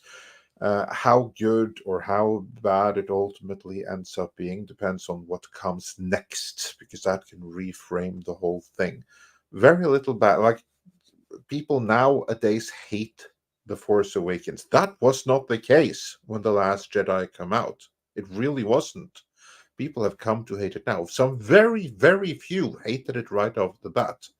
But those were few and far between. Even the most ardent hater of The Last Jedi kind of enjoyed The Force Awakens at the time. That movie was reframed and reassessed in the aftermath of The Last Jedi. And I think that if one were to go back, again, I don't know, I could be way wrong, but I think that if Doctor Who fans go back and revisit the original Russell T Davies era again, it might not hold up as well as one might imagine. Then I could again, be I wrong, mean, but we'll see. there's a Give it a level few of years. progressiveness that people don't mind as well. See, like you can put up with so much, but I could see it going over the deep end, and that's where we're at now is the deep end. And then Chaos Sonic 1 follows up with another 5 and says Russell T Davies got worse, and he is friends with Chris Chibnall, which means he won't undo the Timeless Child, which destroys Doctor Who lore. Well, I mean, Probably's a fan of it. yeah, exactly. Like that's the other thing you got to consider. Like this, and I think Davies said these are things that he would have loved to have done sooner. And I'm paraphrasing, I'm sure, but you guys follow it more than I do. But because isn't he gay as well, or some shit like that? Because I remember making a Very big deal much out so. of it. And he also did like this other gay series called It's a Baby Sin or Reindeer something. or some shit. Which no, and this was actually really, really good. Really good TV, that series. I cannot recommend it highly enough. But it also goes to show that the person who made that maybe should never have been attached to Doctor Who in the first place. Because Well, here you have someone who has a certain lifestyle, which is perfectly fine, and who does a masterful job at bringing that to the big screen, but maybe not to point that person if you can't keep your personal life and interests separate from what Doctor Who should be, maybe not to point them showrunner. well, and this is something I've never really got to bring up, but I brought up things around is like I don't mind queer entertainment. I don't mind psychosexual entertainment. It's just when I expect it. Exactly. Right? That's what I mean. I expect it in Queer as Folk, as people bring up here, Yeah. and in It's a Sin. It's fantastic there. Though I haven't seen Queer as Folk, but I've seen It's a Sin, and I thought it was amazing. Well, and here's one of my favorite musicals of all time, and I can't recommend it enough. And this predates all this woke shit by 30 years almost, 20 years plus. I don't know if you've ever heard of it, but it's hilarious. It's one of the greatest musicals I've ever seen. And Rocky Horror Picture Show people are bringing up in the chat too. Like this, like Hedwig and the Angry Inch is like the stepchild of Rocky Horror Picture Show. If you like Rocky Horror, you might get a kick out of it. But see, like I could laugh at that, or John Waters. Like I know that was brought up earlier when I had stepped away, but I'm a huge John Waters fan. I love his humor, love it. But I know what to expect when I get into a John Waters movie. I'm not expecting to see John Waters type stuff in a Doctor Who or Star Trek or Star Wars, right? Like, now, if you told me Divine was playing that character that everybody's making a big deal out of, I forgot the name of it, the magician or whatever fucker its name is. Now you might be talking, but here's the difference. Divine's a performance artist, right? RuPaul was a performance artist. These other people are just trans or gay or whatever, just trying to act, and you're not really acting. You're just being yourself. And that's the other thing I keep hearing about the main guy playing Doctor Who now or whatever, the Kwati, whatever his name is, Gutwa, is he's just being himself. Gutwa, yeah. He's not playing a role. He's just playing himself. It's like, if your range as an actor is gay and black, then you're not a fucking actor. Sorry. Well, in his defense, though, many big movie stars aren't actors than either. Point being, though, if that's your range, if that's what your qualifications are, if that's all you can play, then guess what? You suck as a fucking actor. You know what? Roddy McDowell was gay. Didn't know it, but not surprised. You know? Same thing with a bunch of other actors you find out years and years later about. Guess what? They didn't wear it around their fucking neck. That wasn't their qualification. They couldn't only play gay characters, right? In most cases, it's the absolute opposite. They didn't want you to know that because they didn't want to get pigeonholed somehow or blacklisted, worst of all. You know in what this I mean? case, though, I think that maybe he was hired specifically for those traits because that's what they were looking for. Really, really over the top flamboyant. That may have been the description here. Who knows? And that's what I get. In another role, he may do really, really well. I'm sure he has. It's just sorry, I went off the rails there, but point being, been called for. Mephisto is in the house. If you have not checked out Mephisto's channel, do so. Great channel, loves movies, talks about movies every week, talks about movies he checks out all the time, reviews and stuff. Andre and I have been on there a couple times now. Mephisto says with a super chat here, says would watch Shawshank Redemption in the theater. I think that did get a little re-release here recently, but not like on a huge scale. Like this would be the anniversary though. I think it'd be a good time for it. Got a 4K master. So yeah. Chaos Sonic 1 says technically Stephen Moffat planted the seed and he came after Russell T Davies in the 11th Doctor, but that did plant the seeds for Chris Chibnall. Yeah, Moffat's another one I remember hearing about too. Yeah.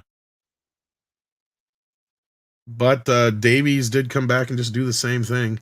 And Sonic 1 says, and you're wrong, because in 2005, Russell T Davies didn't come out as gay. It wasn't until 2015-ish.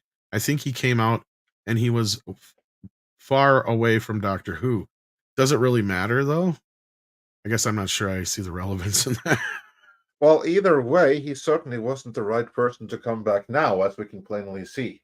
If he's really gay, then he was gay before 2005, is my point. Yeah, of course, he was. But then he was able to separate and still make some great Doctor Who, then evidently, with some seeds in it. But now, it's gone all the way, which of course is the order.